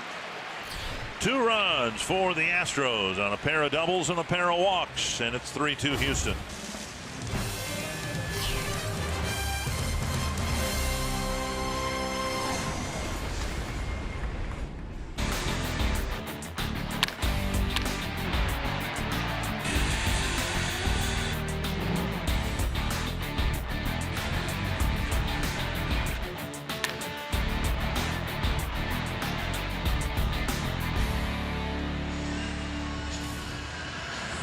Mountain Dew fans of the game. There's an old Colt, a guy with the Twins jersey. He's got a 45s hat. That's what this franchise used to be called here before the space age began. The Houston Colt 45s, and then they became the Astros, and they moved into the Astrodome. Malt liquor? Or the gun? Oh.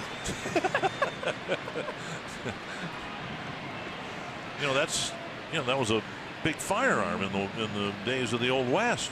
Colt 45. There's a high fly to right center field. Heading back is Reddick. And on the edge of the track makes the catch 1 away.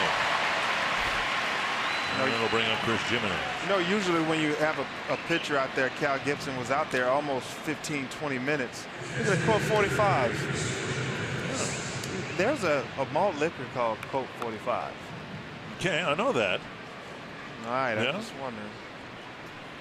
So that's not it, huh? That's not it.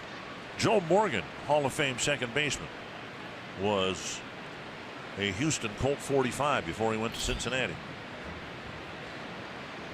Jimmy Wynn, the toy cannon, was a Houston Colt 45. Seems like a strong name. I'm wondering whether, nothing wrong with the name, but you wonder whether they'd ever consider a nickname change here now. I mean, we're kind of past, they're out of the Astrodome, right? So you think they should have a name? Could you name a team 9mm? Just saying, I'm glad they changed the name. 2 strikes to Jimenez.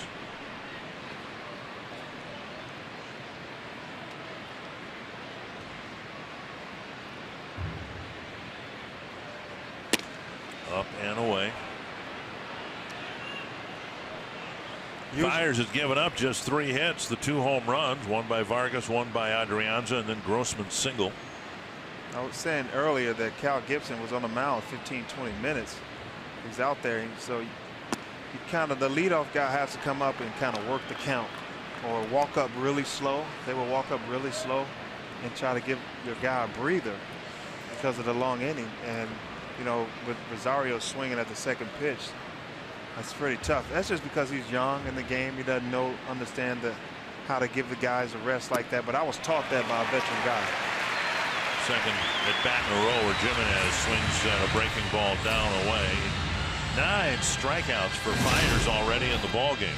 Man, this guy, he's been mixing the pitches up pretty well. A sneaky fastball has been getting a lot of guys. He's throwing that changeup, and so you're kind of in between as a hitter trying to figure out if he's going to throw the off speed, but then he throws that 90-mile-an-hour fastball, Bayou Classic, And man, this guy has a lot of strikeout. He's raking them.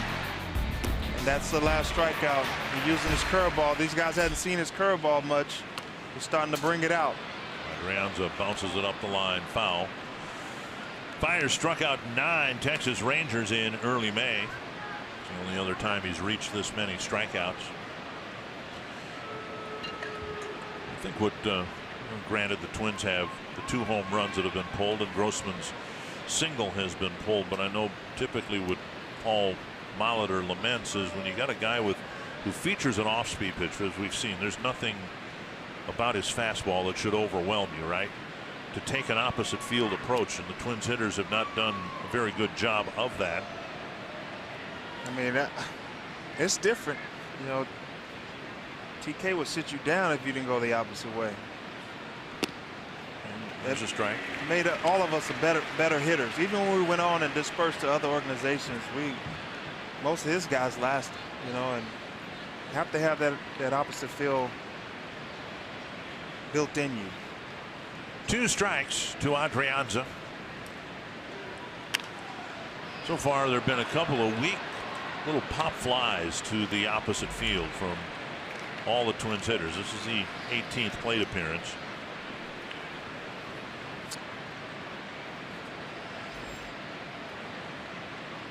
I would like to see more of that. Guys going to left center, right center, just being complete hitters instead of one-dimensional. Up and away. And it sounds so simple.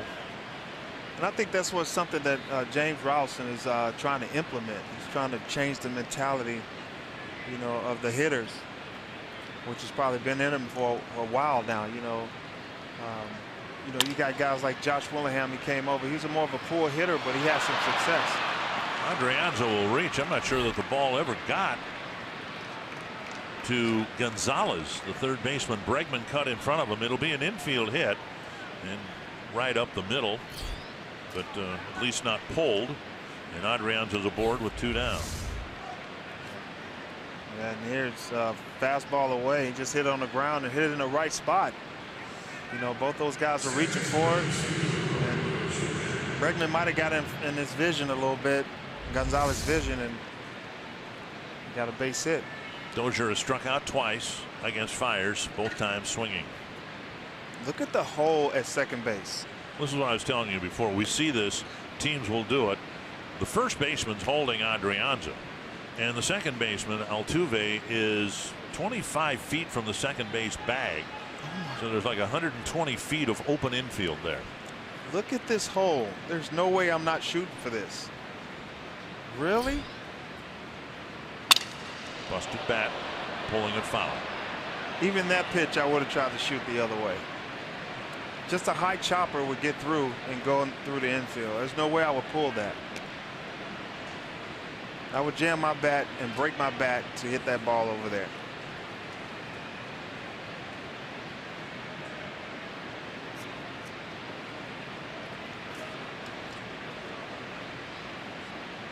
One strike to Dozier.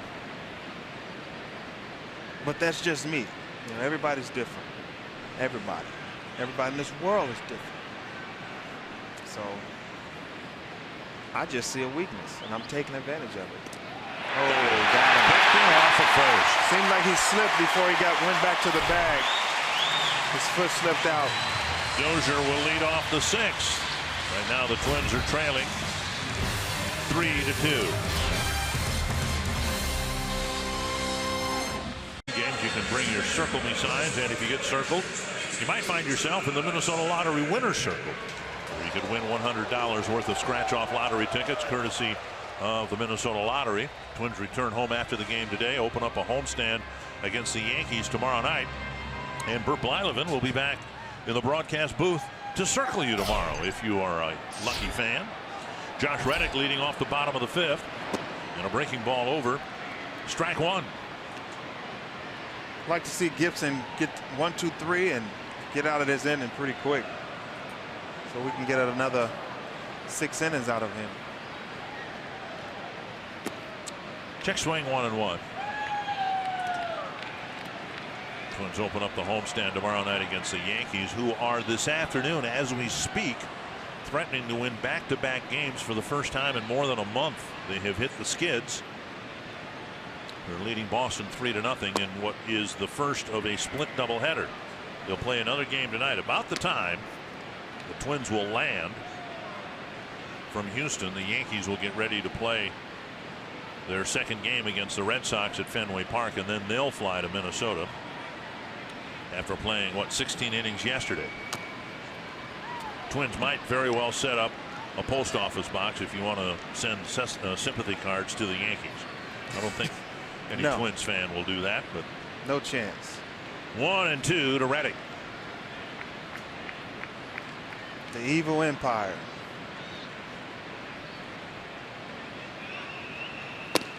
And Gibson with another strikeout. It's nice. That's nice. I like the way this speed is going in this inning.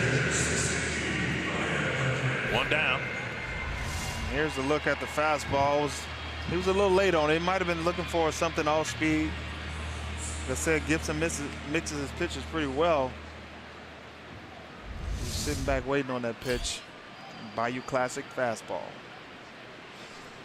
I hadn't heard that before. The Bayou Classic. It's Bayou, right? Yeah, it's me. It's Bayou. It went Bayou. Okay. But we could use it Bayou Classic. Football game, whatever. One strike to McCann with one down in the fifth. McCann with a bouncer to second and a swinging strikeout. Just wanted to bring you some dugout humor, right? And Dozier will flip to Gibson with Vargas cutting in front of the second baseman. Two down. That'll bring up Yuli Gurriel. Think he can beat the Twins mascot TC in a home run contest? Register at GoMN.com now through August 31st for your chance to win 4 tickets to a Saturday home game, a Twins jersey, and a spot in the pregame home run contest, courtesy of Pepsi, the official soft drink of the Minnesota Twins. Two down in the fifth, and now Gurriel. Has TC ever been beaten? Yeah. Now you asked me yesterday whether I'd ever hit a home run, and I said yes in the fantasy camp, and I have taken the Bear down twice in the home run hitting contest. Bouncer to short. And over to first. A really good inning for Kyle Gibson. It happens about once or twice a year. It's hard to take a Bear down.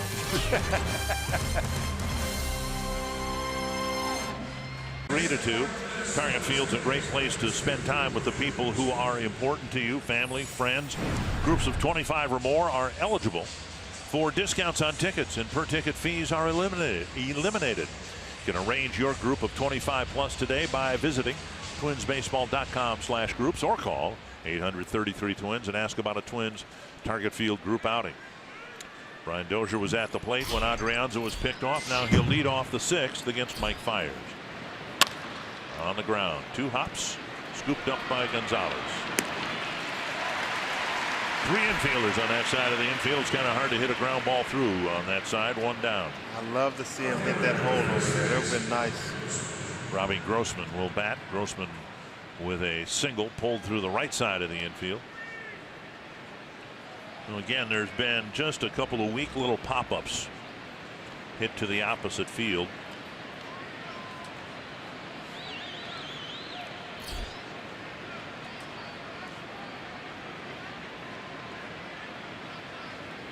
Grossman squares with only one infielder on the left side of the infield and takes a strike. It's amazing. It's amazing to me to see this every time shift like that.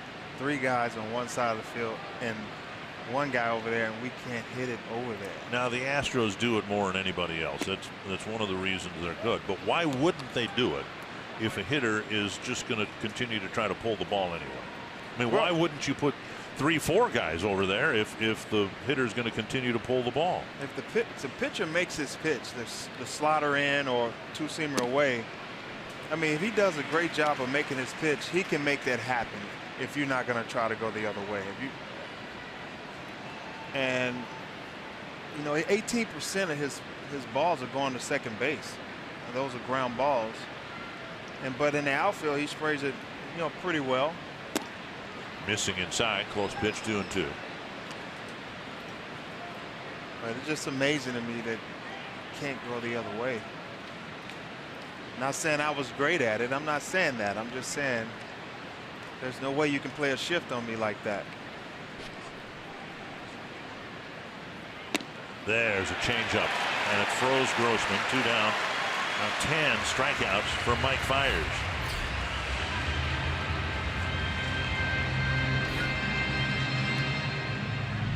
Yeah, that was a pretty good pitch. Look at this breaker. Stayed up. It was down the middle. That's a gift from God. That's what Kirby Puckett used to say. He said, don't miss your blessing. 2 down, and now Sano, who has been called out on strikes. And he pulled a little foul pop caught by Bregman to end the 3rd inning. I don't know if you noticed since the 5th inning, the beginning of the 5th inning, he's brought out his curveball. And what I was talking about earlier is that pitchers, you know, establish a pitch, show these guys and give them a different look after the 5th inning. And he's been bringing that curveball out. And that's why it's so difficult for those guys to swing at it, because they hadn't seen it yet. Fastball off the plate after a changeup was called a strike. He's starting to settle in. And you tell he's getting a little more rhythm. He's mixing these pitches up really, really well. That hits the corner. 1-2. Well, that's what you'd like to see from a pitcher. Get better the 2nd and 3rd time through the lineup. 1-2 to Miguel Sano. Because he brings out another pitch about a 3rd time. It's difficult. It's a good curveball. Fastballs, at least the ones Sano is getting, they're either on the outside corner or off the plate. Yeah, he wants them to kind of reach out, and kind of lose your power when you reach out. You kind of lose your power when it's tight in on you. And when he throws in, sometimes he likes to come up and in.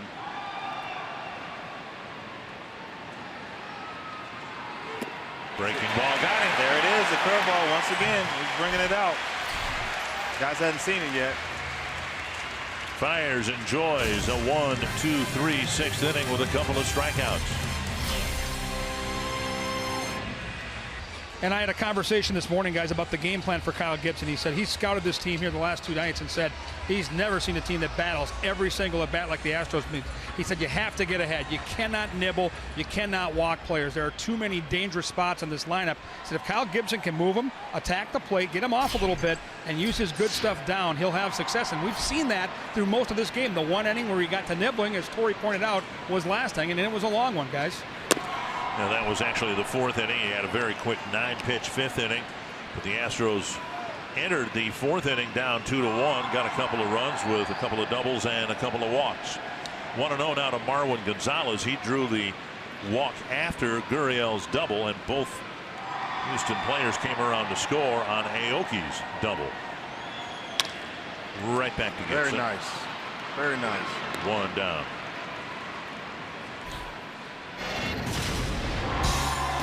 Gibson's day so far, and you'd have to say he's pitched rather well against this really good lineup. Oh yeah, he's been mixing up those pitches well, keeping the ball down, and actually, you know, pitching in tough. His slider has been, you know, breaking under the left-hander's bat, and changeup's been working. He's in and out, mixing them up, hard, soft, in, out. I like it. 5th inning, Kevin Gore went to sleep.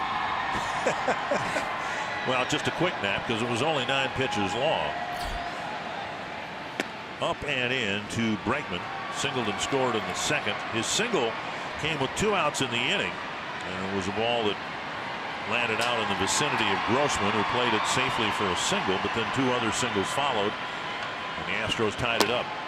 Off the plate, 2-0. I need Gibson to really go after these guys right now, and so we can last. He probably can go back out in the 7th inning. If he gets through this inning pretty quick, he can go out there in the 7th inning, the start of it. 3-0, Aoki on deck. Trevor Hildenberger warming up.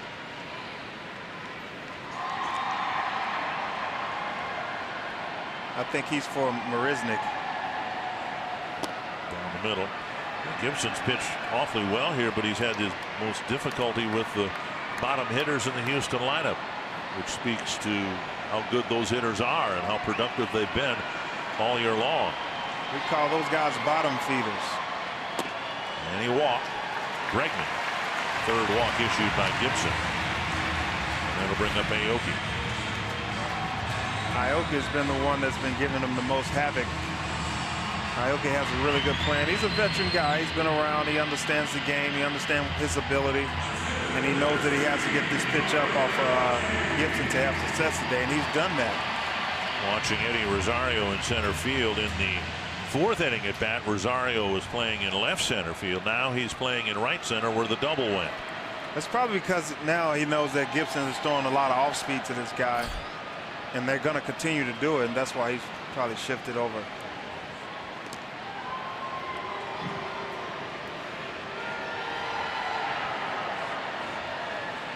Gibson throws a fastball to two-seamer middle away. I can see Aoki shooting that ball to left center, left field. Gibson was trying to get Aoki to hit the ball on the ground for a double play, but instead he hit a double. There's a double play grounder. Dozier, low flip. Nice play by Adrianza to take a low flip and turn the pivot to get the double play. And Gibson faces just 3 men in the 6th. He will start the seventh inning.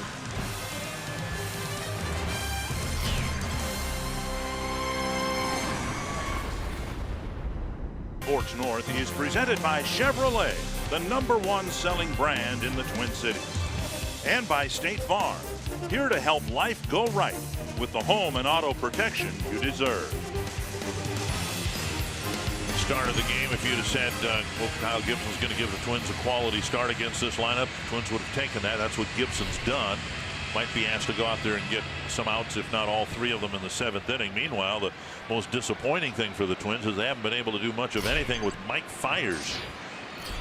They have 2 runs, 2 solo home runs against Fiers. Kepler at the plate to start the 7th, and he pops it to the left side of the infield.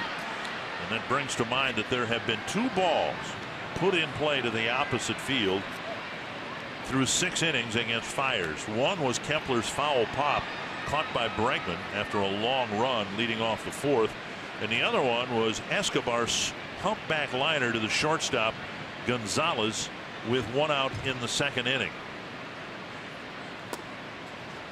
And I think what has happened here is the Twins hitters have found themselves eating out of Fiers' hand, because he's given the Twins pitches off the plate and outside, and the Twins, I think, have gotten trapped into a pattern of trying to pull pitches that are hard to be pulled. Now here's a pop-up, and the left fielder Aoki comes in to make the catch 1 away. Hey, that was a cutter, by the way. That was an 87-mile-an-hour cutter. Just letting you guys know that. 1 down in the 7th. You can join us Thursday, July 20th for the 1987 Summer Celebration at Target Field. You can enjoy an evening on the field with members of the 1987 Twins, including Bert Blyleven, Tim Laudner.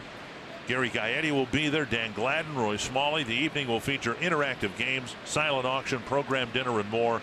To learn more and get your tickets today, visit twinsbaseball.com/summer celebration. I'll be emceeing that event, and I checked the forecast this morning. It should be a beautiful night on the field at Target Field. Here's Kenny Vargas. Let me show you this right quick. This is a cutter right here.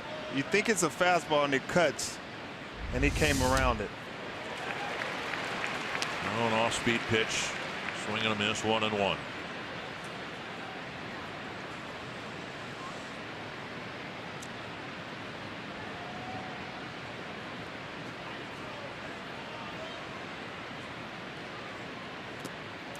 In off the plate. Little curveball right there. He knows that Vargas hadn't seen one yet, but he usually with 2 strikes he tries to finish guys because they haven't seen it. But I doubt if he gets a fastball. It's got to be off speed. Fastball tight. Slow breaking ball, left up a little bit, and it is 3-1. All you would have seen is smoke coming out of my shoes. I wouldn't be in my shoes. All you saw was smoke, me running around the bases. Escobar on deck. Dribble to the left side. Change up. And Vargas is retired on a 3-1 changeup. It was the third baseman, Bregman, the only infielder on that side of the infield, making the play. Since the pickoff of Adrianza, Fiers has retired 5 in a row. The Twins haven't hit anything hard against him in a long while. Fox Tracks presented by Carrier. Yeah, Vargas hit a fastball out of the park, and Fiers actually has been making adjustments on him and throwing a lot of off speed. Now it's time for Vargas to make the adjustment on him again. See what Escobar can do here with 2 gone in the 7th. Got a fastball, tried to tie the game. Sneaky fastball, pretty tough. Sometimes it runs in on you, sometimes it runs away. Mighty Mouse, let's go. I like Escobar, man. I like him. I like him as a player, as a person. Good in the clubhouse. Love to see when he does well. Fastball driven foul down the left field line, and it's 0-2.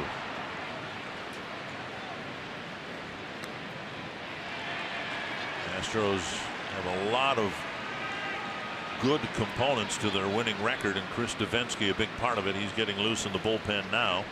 Fiers has given the Astros 20 outs and has given up just 4 hits.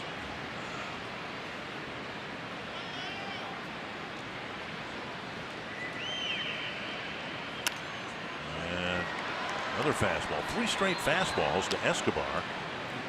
It's 0-2. Did you see that last pitch, his windup? He paused right there, tried to mess up the rhythm of the hitter, and all Escobar could do is try to foul it off because he was messed up. He paused on that last windup.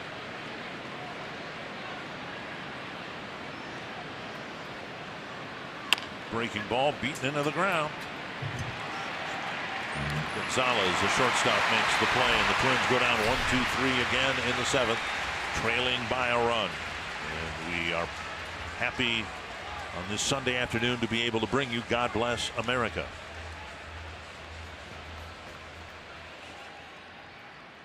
It's our Sunday afternoon tradition here at Minute Maid Park.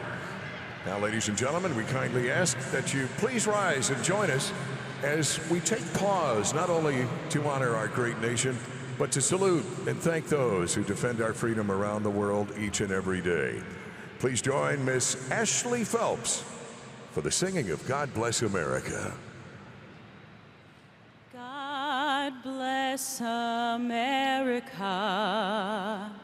land that I love. Stand beside her and guide her through the night with the light from above. From the mountains to the prairies to the oceans white with foam. God bless America, my home, sweet home. From the mountains to the prairies to the oceans white with foam. God bless America, my home, sweet home.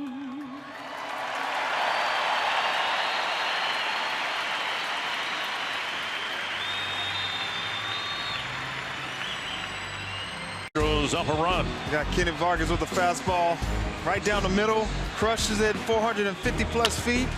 Then Jake Marisnick standing side a 2-seamer in, scoring Bregman, tying the game up. And then you got Adrianza, his first home run as a Twin. Hit that pretty hard, 413 feet. And then Aoki, man, getting pitches up and actually getting the ball over Rosario's head and missed the relay man. And then Cal Gibson, he's been mixing up the pitches pretty well, man, and he's doing a good job. He's into the seventh inning, and just what they needed. And strike one on the bunt attempt by Jake Marisnick. Mike Fiers throwing pitches in the 7th inning for the Astros. First time that's happened in a month, and he got through the 7th inning 1, 2, 3, and here's Gibson trying to match him. Kyle ran into trouble really in 2 innings, the 2nd and the 4th. They got a run in the 2nd, 2 in the 4th. To hold this lineup to 3 runs through 6 innings. Again, prior to last night, the Astros had scored double digits in 5 of their prior 7 games. So Gibson coming up with one of his better outings here. He's never lost to the Astros, but he's losing to them right now 3-2. Marisnick, Springer, and Altuve. Look how it goes to 2-1. Gibson looks really locked in. You know, the whole game he looks locked in, and he's really giving the Twins a chance to win today. He just hadn't been doing it with the bats, but he's doing his job.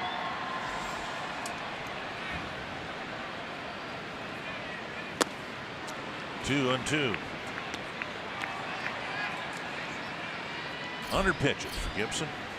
59 strikes. He's issued 3 walks. Got about 15 more pitches in him.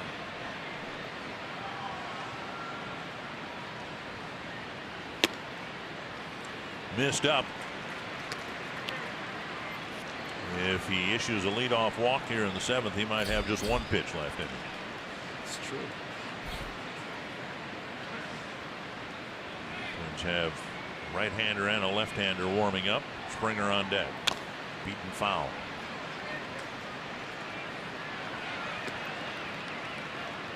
Hildenberger and Fiers are loose. Trevor Hildenberger is filthy. He as a hitter, I would never want to face him. I'll just take, see if he'll walk me. Another foul. Just keep going after him. Don't walk him. Make him earn his way on. Marisnick driving in a run with a single to the opposite field on a pitch that was down and in.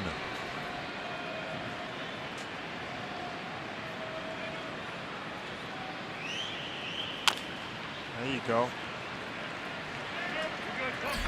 It's amazing that his ball moves so much. All he has to do is throw strikes. You see Marisnick, the balls are strikes down the middle, but he has so much movement that they can't really hit it like they want to. They can't barrel the ball up.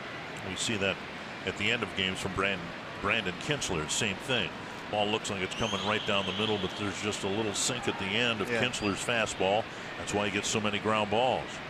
And Gibson, if he trusts his ability and his stuff, all he has to do is go out there and throw strikes and make that ball manipulate. And he's throwing one sinker after another, and Marisnick is beating it right into the ground. That's four strikes right there, beaten in the ground. Right down the middle. 4 2-strike fouls. Gibson trying to get the first out of the 7th inning here. Do it again. Yeah. Throw a strike.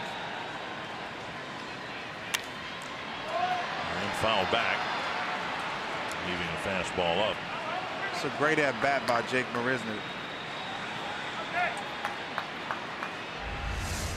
Wow. Look at that. He just, early on, he was trying to get him to chase. I don't know why, but right now he's throwing strikes and he still can't hit the ball well. Can't put good wood on it. He's fouling it off, fouling off. Good at bat by Jake Marisnick, but I like that Gibson is throwing strikes. And a breaking ball. He took it for ball 4. Should have went after him with the fastball. He hadn't been hitting it. 4th walk. And here comes Paul Molitor. Gibson goes through the Houston lineup 3 times. And he can't win the ball game here today, but Trevor Hildenberger will try to keep this game within reach. And a shake of the head for Gibson. That's just a great plate appearance by Marisnick, fouling off all those fastballs and then taking a breaking ball and coaxing a leadoff walk here in the 7th. By a run, let's check out the T-Mobile Unlimited Baseball break. Daniel Murphy just keeps on hitting. Look at that. Since the start of the 2016 season, since he signed with the Nationals, he's hitting .345. CC Sabathia giving the Yankees a big lift, holding the Red Sox to just 2 hits. And Aroldis Chapman trying to save it in the 9th inning for the Yankees. And 8 straight wins for the Dodgers. Gibson in the dugout with a good afternoon's work. It was a good outing for Kyle Gibson, even though he's trailing 3-2.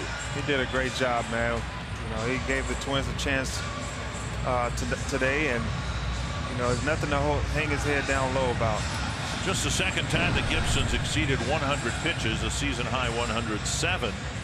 And now Trevor Hildenberger comes in to face the top of the Houston lineup, starting with George Springer.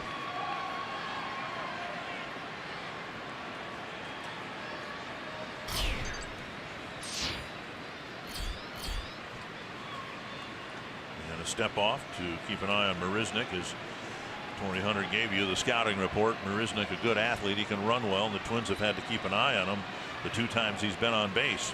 Oh, he's definitely going. He's trying to get a good jump and get into scoring position.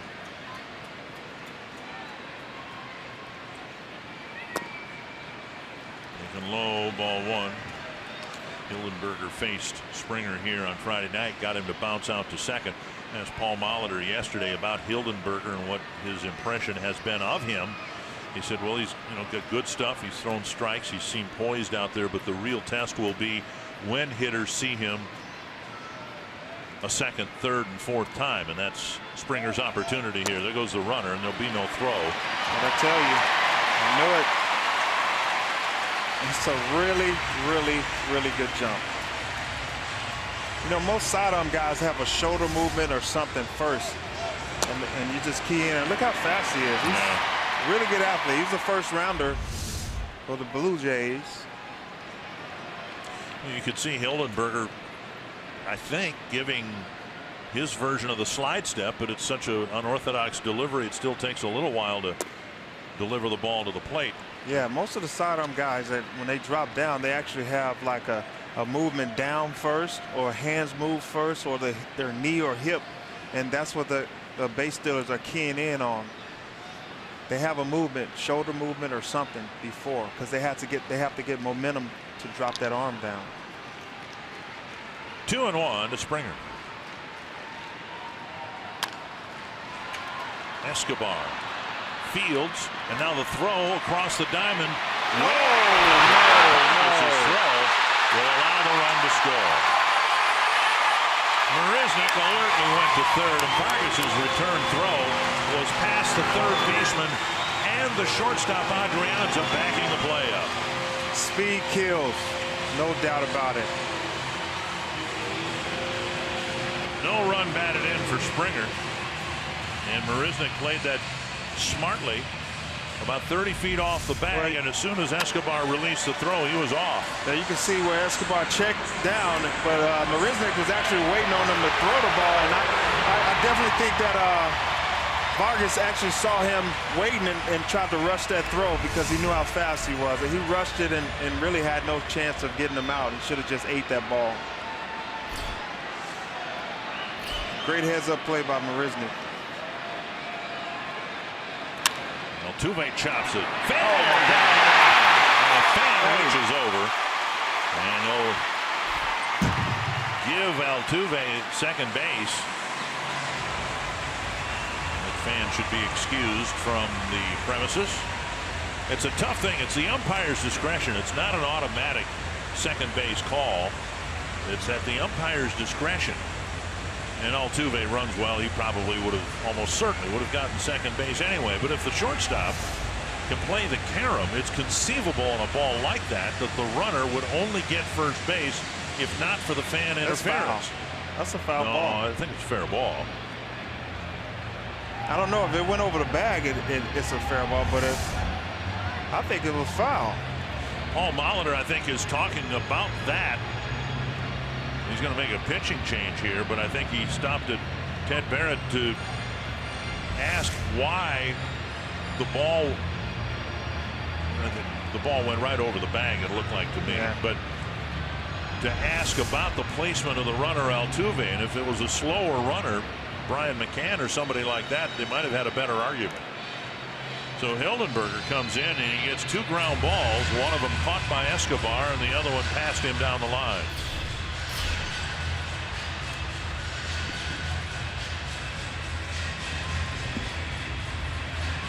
Just inside the foul line near home plate, you'll see right there and then crossed the bag and landed just on the other side of the foul line. And we can show 2 or 3 different angles. Nobody got a better look at it than John Dumpayne, and I think he got it right. You're not convinced? Not really. I mean, but you know what? It's tough to kind of look at it. We can't get a good angle on it.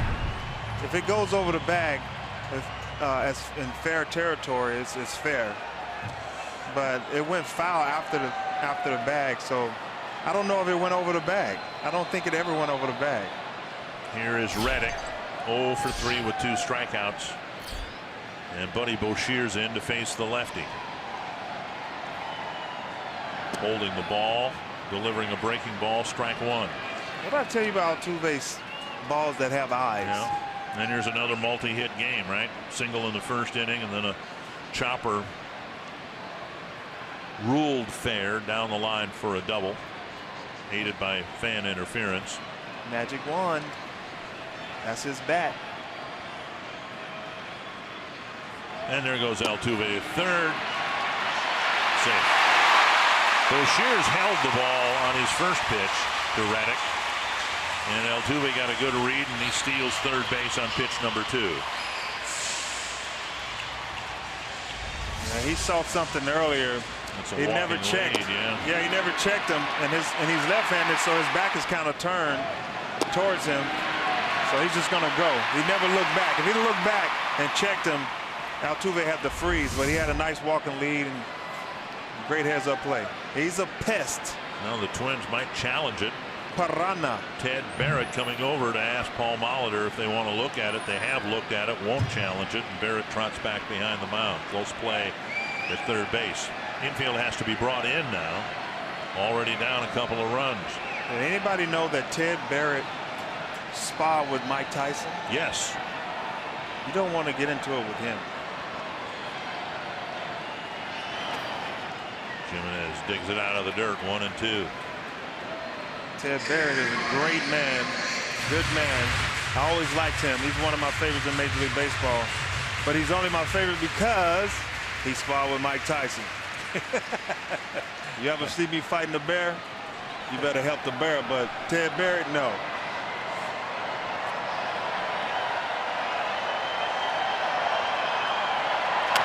Fouled away. Well, the Astros leading the Twins by the final score the Twins won by last night. Ryan Presley up.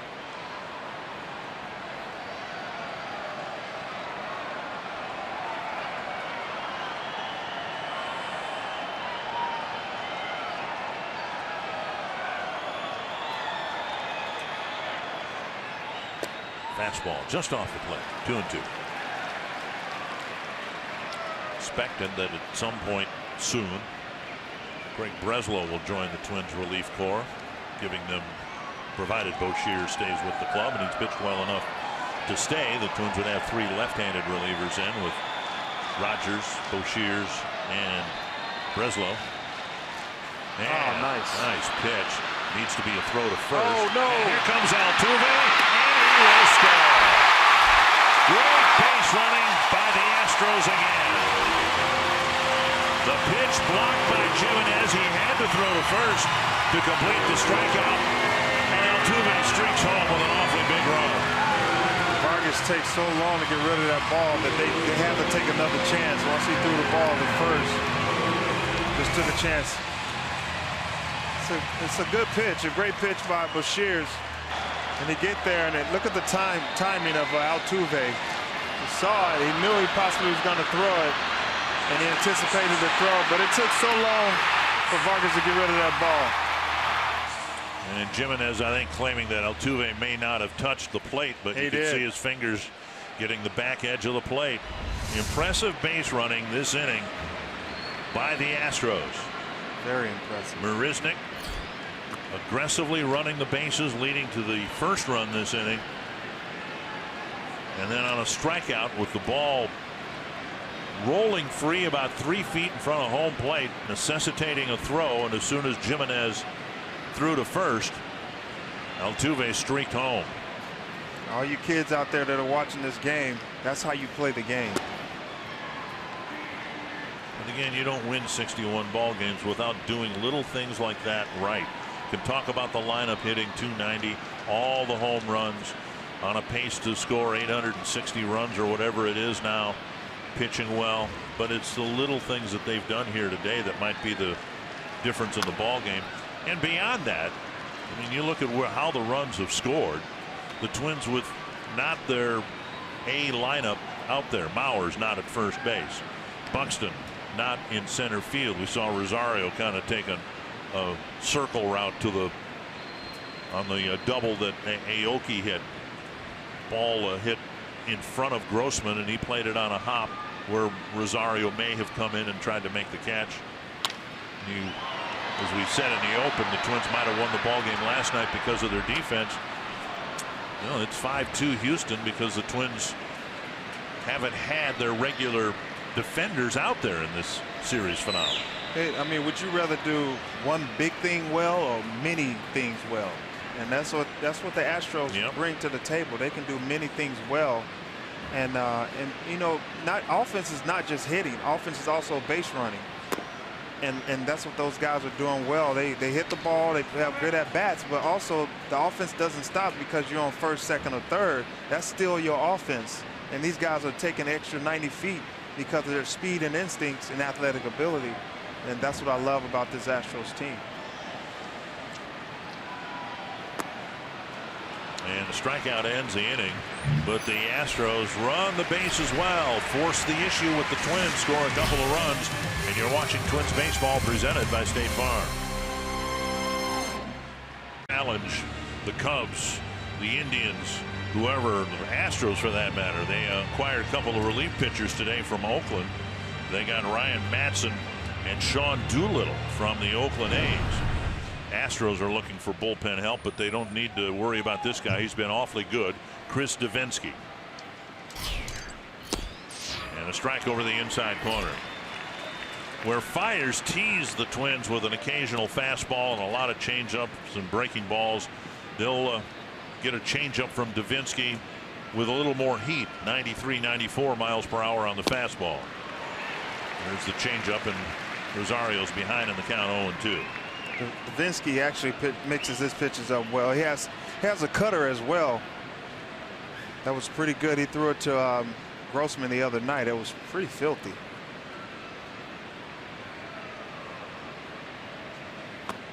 And on 3 pitches, Rosario's gone. The last 2 changeups, 1 away.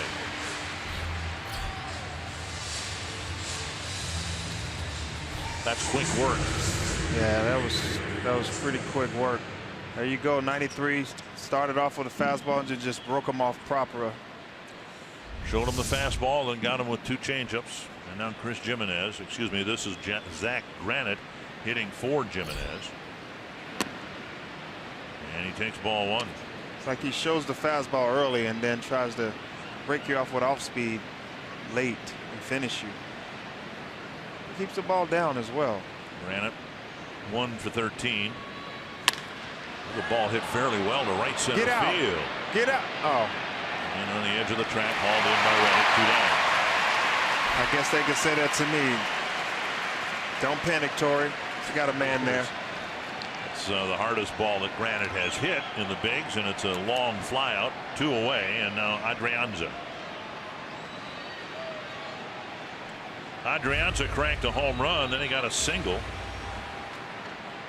Chopping one up the middle.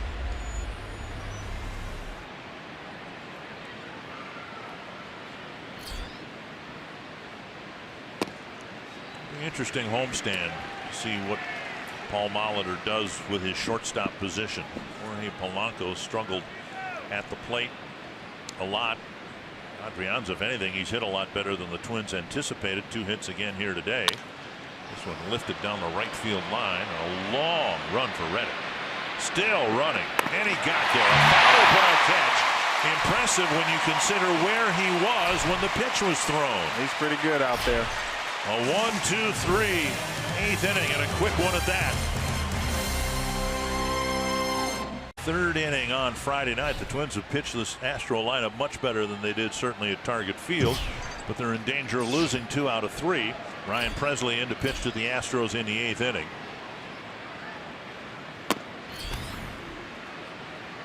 Presley delivering ball 1.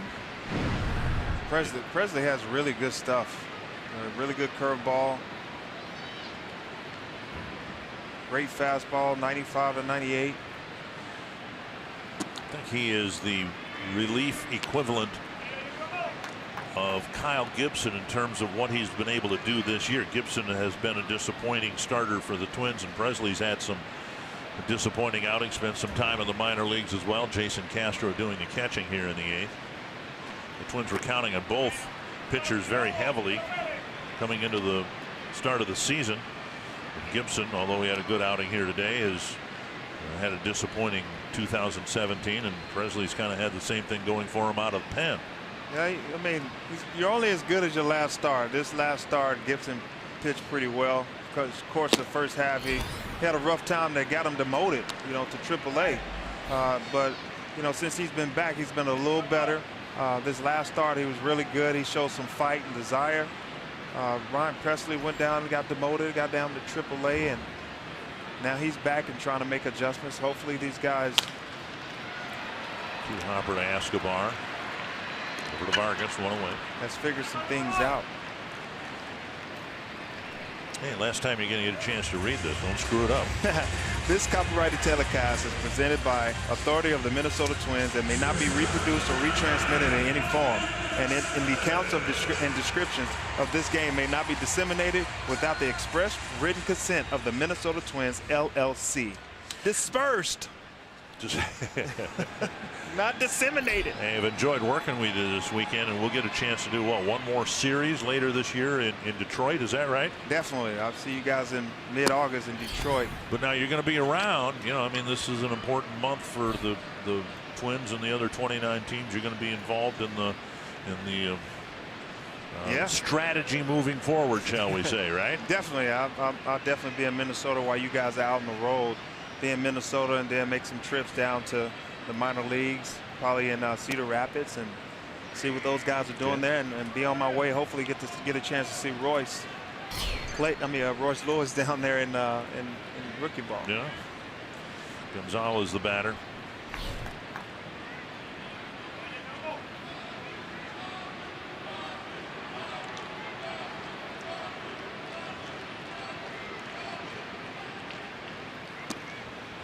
Takes a strike over the inside corner. Just, you know, with a little prodding, see if you can get Sonny Gray from the Oakland A's and not give up anybody important. Okay. Oh, really? Okay. So you want to steal? A steal? Yes. Okay. Work on that. Sonny Gray. Talk with Thad and Derek, or Garrett Cole of the Pirates too. If you can get him without giving anything up. I don't think it works that way. It doesn't? No, I mean, I read Twitter. I see the trades that fans want pulled off. It's like a Skittle and a jawbreaker. Big difference. Yeah, I don't quite get the analogy, but I think it makes some sense. Yeah, okay. All right. You want nothing. Just, all you got to do is bite down on a Skittle. Try to bite down on a jawbreaker. Huh? Okay. It makes sense. It makes sense. Taste the rainbow.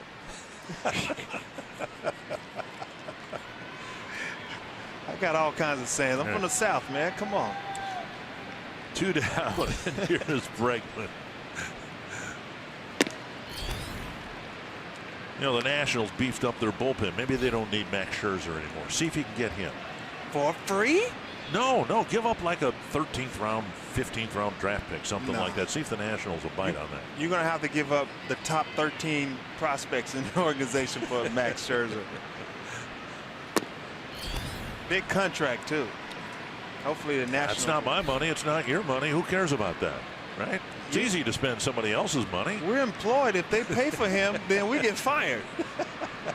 Budget cuts. So if they pay for him, we don't get paid? Is that the way that works? Yes, I'm telling you. Oh, then forget that. Yeah, it's less money, folks. Backhanded by Escobar. Long throw across. A beautiful play. And Presley has a good 1-2-3 bottom of the 8th. We'll see if the Twins can steal some runs in the top of the 9th against the Astros.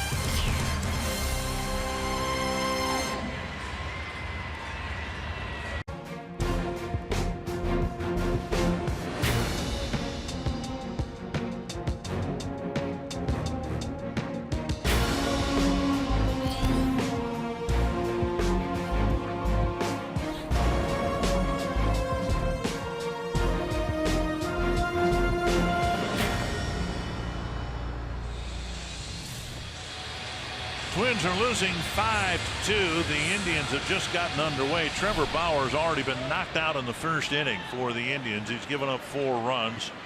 And the Indians have some issues. Andrew Miller's got a hot spot on a finger, and he was taken out last night. Kipnis and Chisenhall are on the disabled list. Twins will try to steal one here against one of the best in the game, Ken Giles. Brian Dozier takes down and away, ball 1. Ken Giles throws pretty hard. He throws some fire, and these guys gonna have to jump on that fastball and try to get him early, because you don't want to see that slider. 1-0 to Brian Dozier starting the 9th. He takes ball 2, 2-0. Well, Dozier's acceptance of the rule. They're going to throw the slider to him early.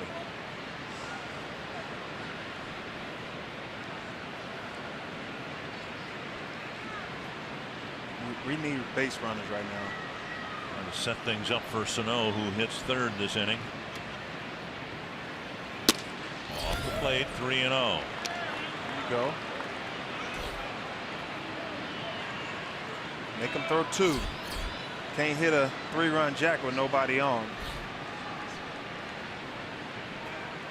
That's some of your Southern wisdom too. Oh yeah, it's just, you know, from the South. What you expect? Hey, you're a Texas native now, right? You just live over a little bit west of here in the Dallas area, right? Yep, I'm in the Dallas area with Troy and Nat Kemp. We're all hanging out together. 3-1 to the leadoff man here in the top of the 9th. 96 and a foul back to the screen. Dozier, Grossman, and Sano. The Twins hope quite a few more after that. After that swing right there, I doubt if Dozier get that fastball again. He looked good off that fastball, the last pitch. Definitely a slider right here.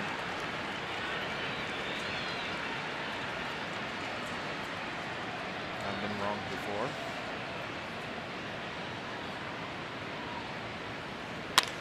And a base hit through the open right side of the infield. That's what I'm talking about. That big hole over there taking vent. Finally. Way to go, Dozier. And the leadoff man is on here in the 9th. With the shift, they had a shift on them, and that hole is open there between second base and first base. Nobody's there. It's a lot of hits over there. Make them get back to where they need to be. You hit there 5 times in a row. They got to play straight again. Here's Grossman. And a big at bat here with the power of Sano on deck. Grossman can get aboard. The tying run will come to the plate. And there's a pitch down low, ball 1. We know this. Grossman may strike out, but he will force Giles to throw strikes. Definitely. He has a great plate awareness. And I definitely think a guy in this situation right now, when you need base runners, you want Grossman at the plate, because he's going to work that guy to death and try to create a walk for Sano to get to the plate. Perfect scenario. Sano at the plate with a man on first and second. Grossman with a single and 3 trips. Lined a single to right field back in the 3rd inning.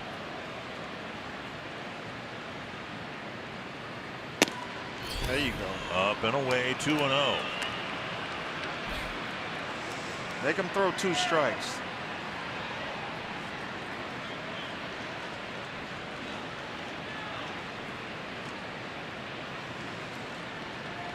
He does a pretty good job of understanding the situation, and he'll take at least one here, I would think. Now he takes a strike.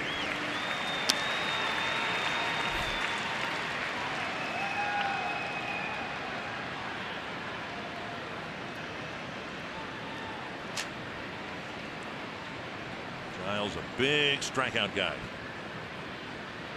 Walks usually not much of a problem. 2-1 to Grossman.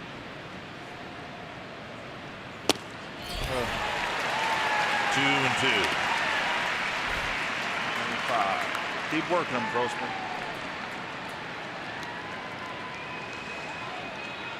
Third baseman Bregman plays well off the line after the second strike. Throw a fastball. Defend against the bunt, and then with 2 strikes, you don't worry about that anymore. At least they're not. Foul away. I like to see Grossman shoot that ball over there. That keeps him on all the pitches.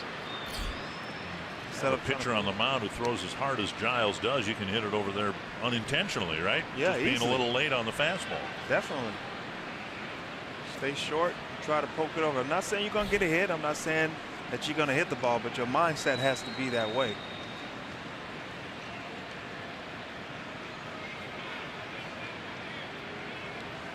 Down and in, 3-2. Grossman does that so well, working the count.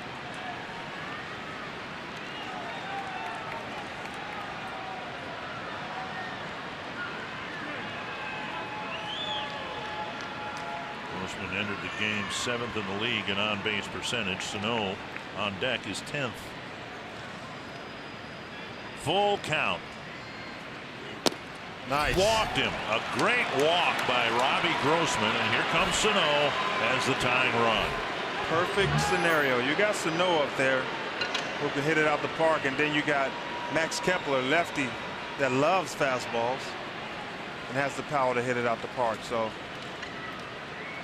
love what we have brewing here.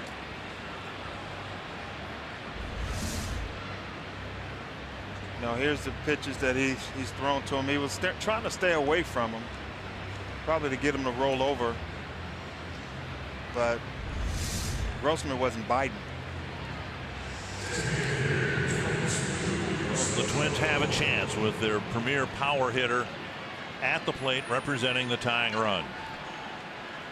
Today, Sano has struck out twice, once looking, once swinging, and fouled out to Bregman. This scenario, this scene is from a movie, a baseball movie. It's a home run to tie the game up. Breaking ball down and away, and a swing and a miss.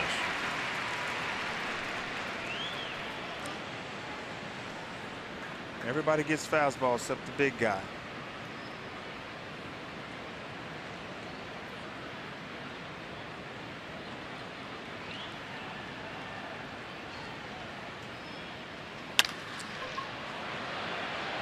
Only one play to make, and that's to first. Sano grounding it into the shift.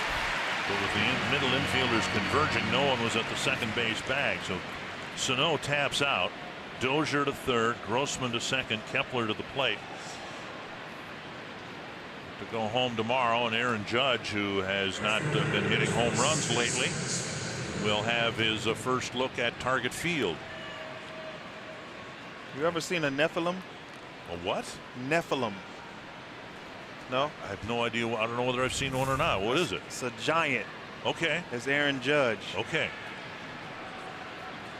Well, I'll see one tomorrow then, I guess. Here's Max Kepler, 0 for 3. True Nephilim.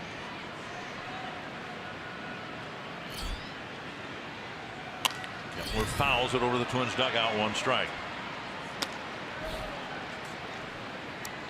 Twins have bench players Mauer and Polanco available, but behind Kepler is Vargas with his power potential.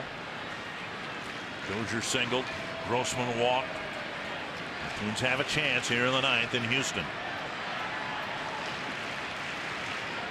He's not trying to put anybody on. He's going to come after you. Kepler drives it to left, but Aoki is right there. Hey, be careful. Right. And Dozier comes home on a line drive to left. The Twins are down to their last out. I don't think he got good wood on the ball. Kind of jammed him a little bit. That's why it didn't go as far as it sounded. And now Vargas. He started the scoring with a tape measure home run halfway up into the second deck here at Minute Maid Park. That was back in the 2nd inning. I mean, you have to go after Vargas. Vargas got a fastball. It was about 89 miles per hour, and he clicked on it and hit it a long way in the 2nd. Yeah, he got a fastball down the middle and drove it out of the park over 450 feet. But that fastball was like 89, 90. This is like 97 to 99. Got to be ready, but there's no way they're going to put him on base. They got to go after him. You don't want the winning run at the plate. Escobar. Swing and a miss.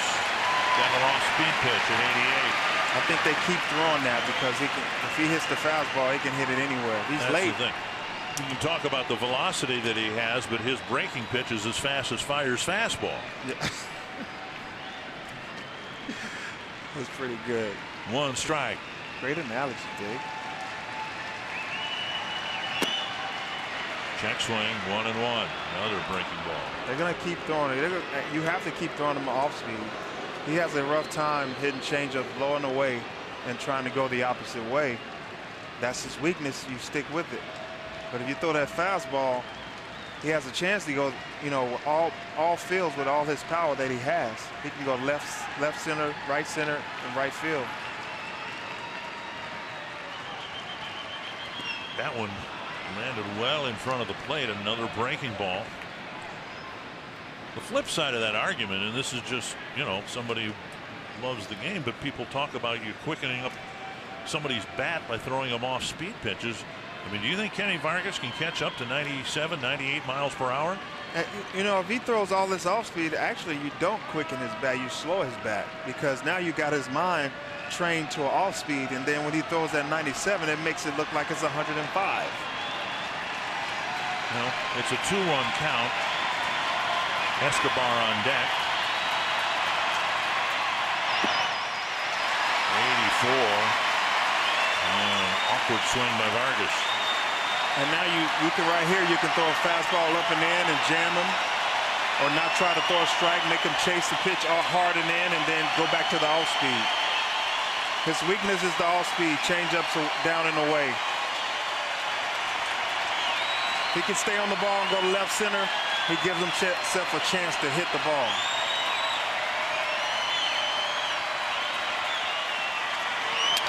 Jammed him in a dribbler to the right side. Yeah. And the Astros win the series 2-1.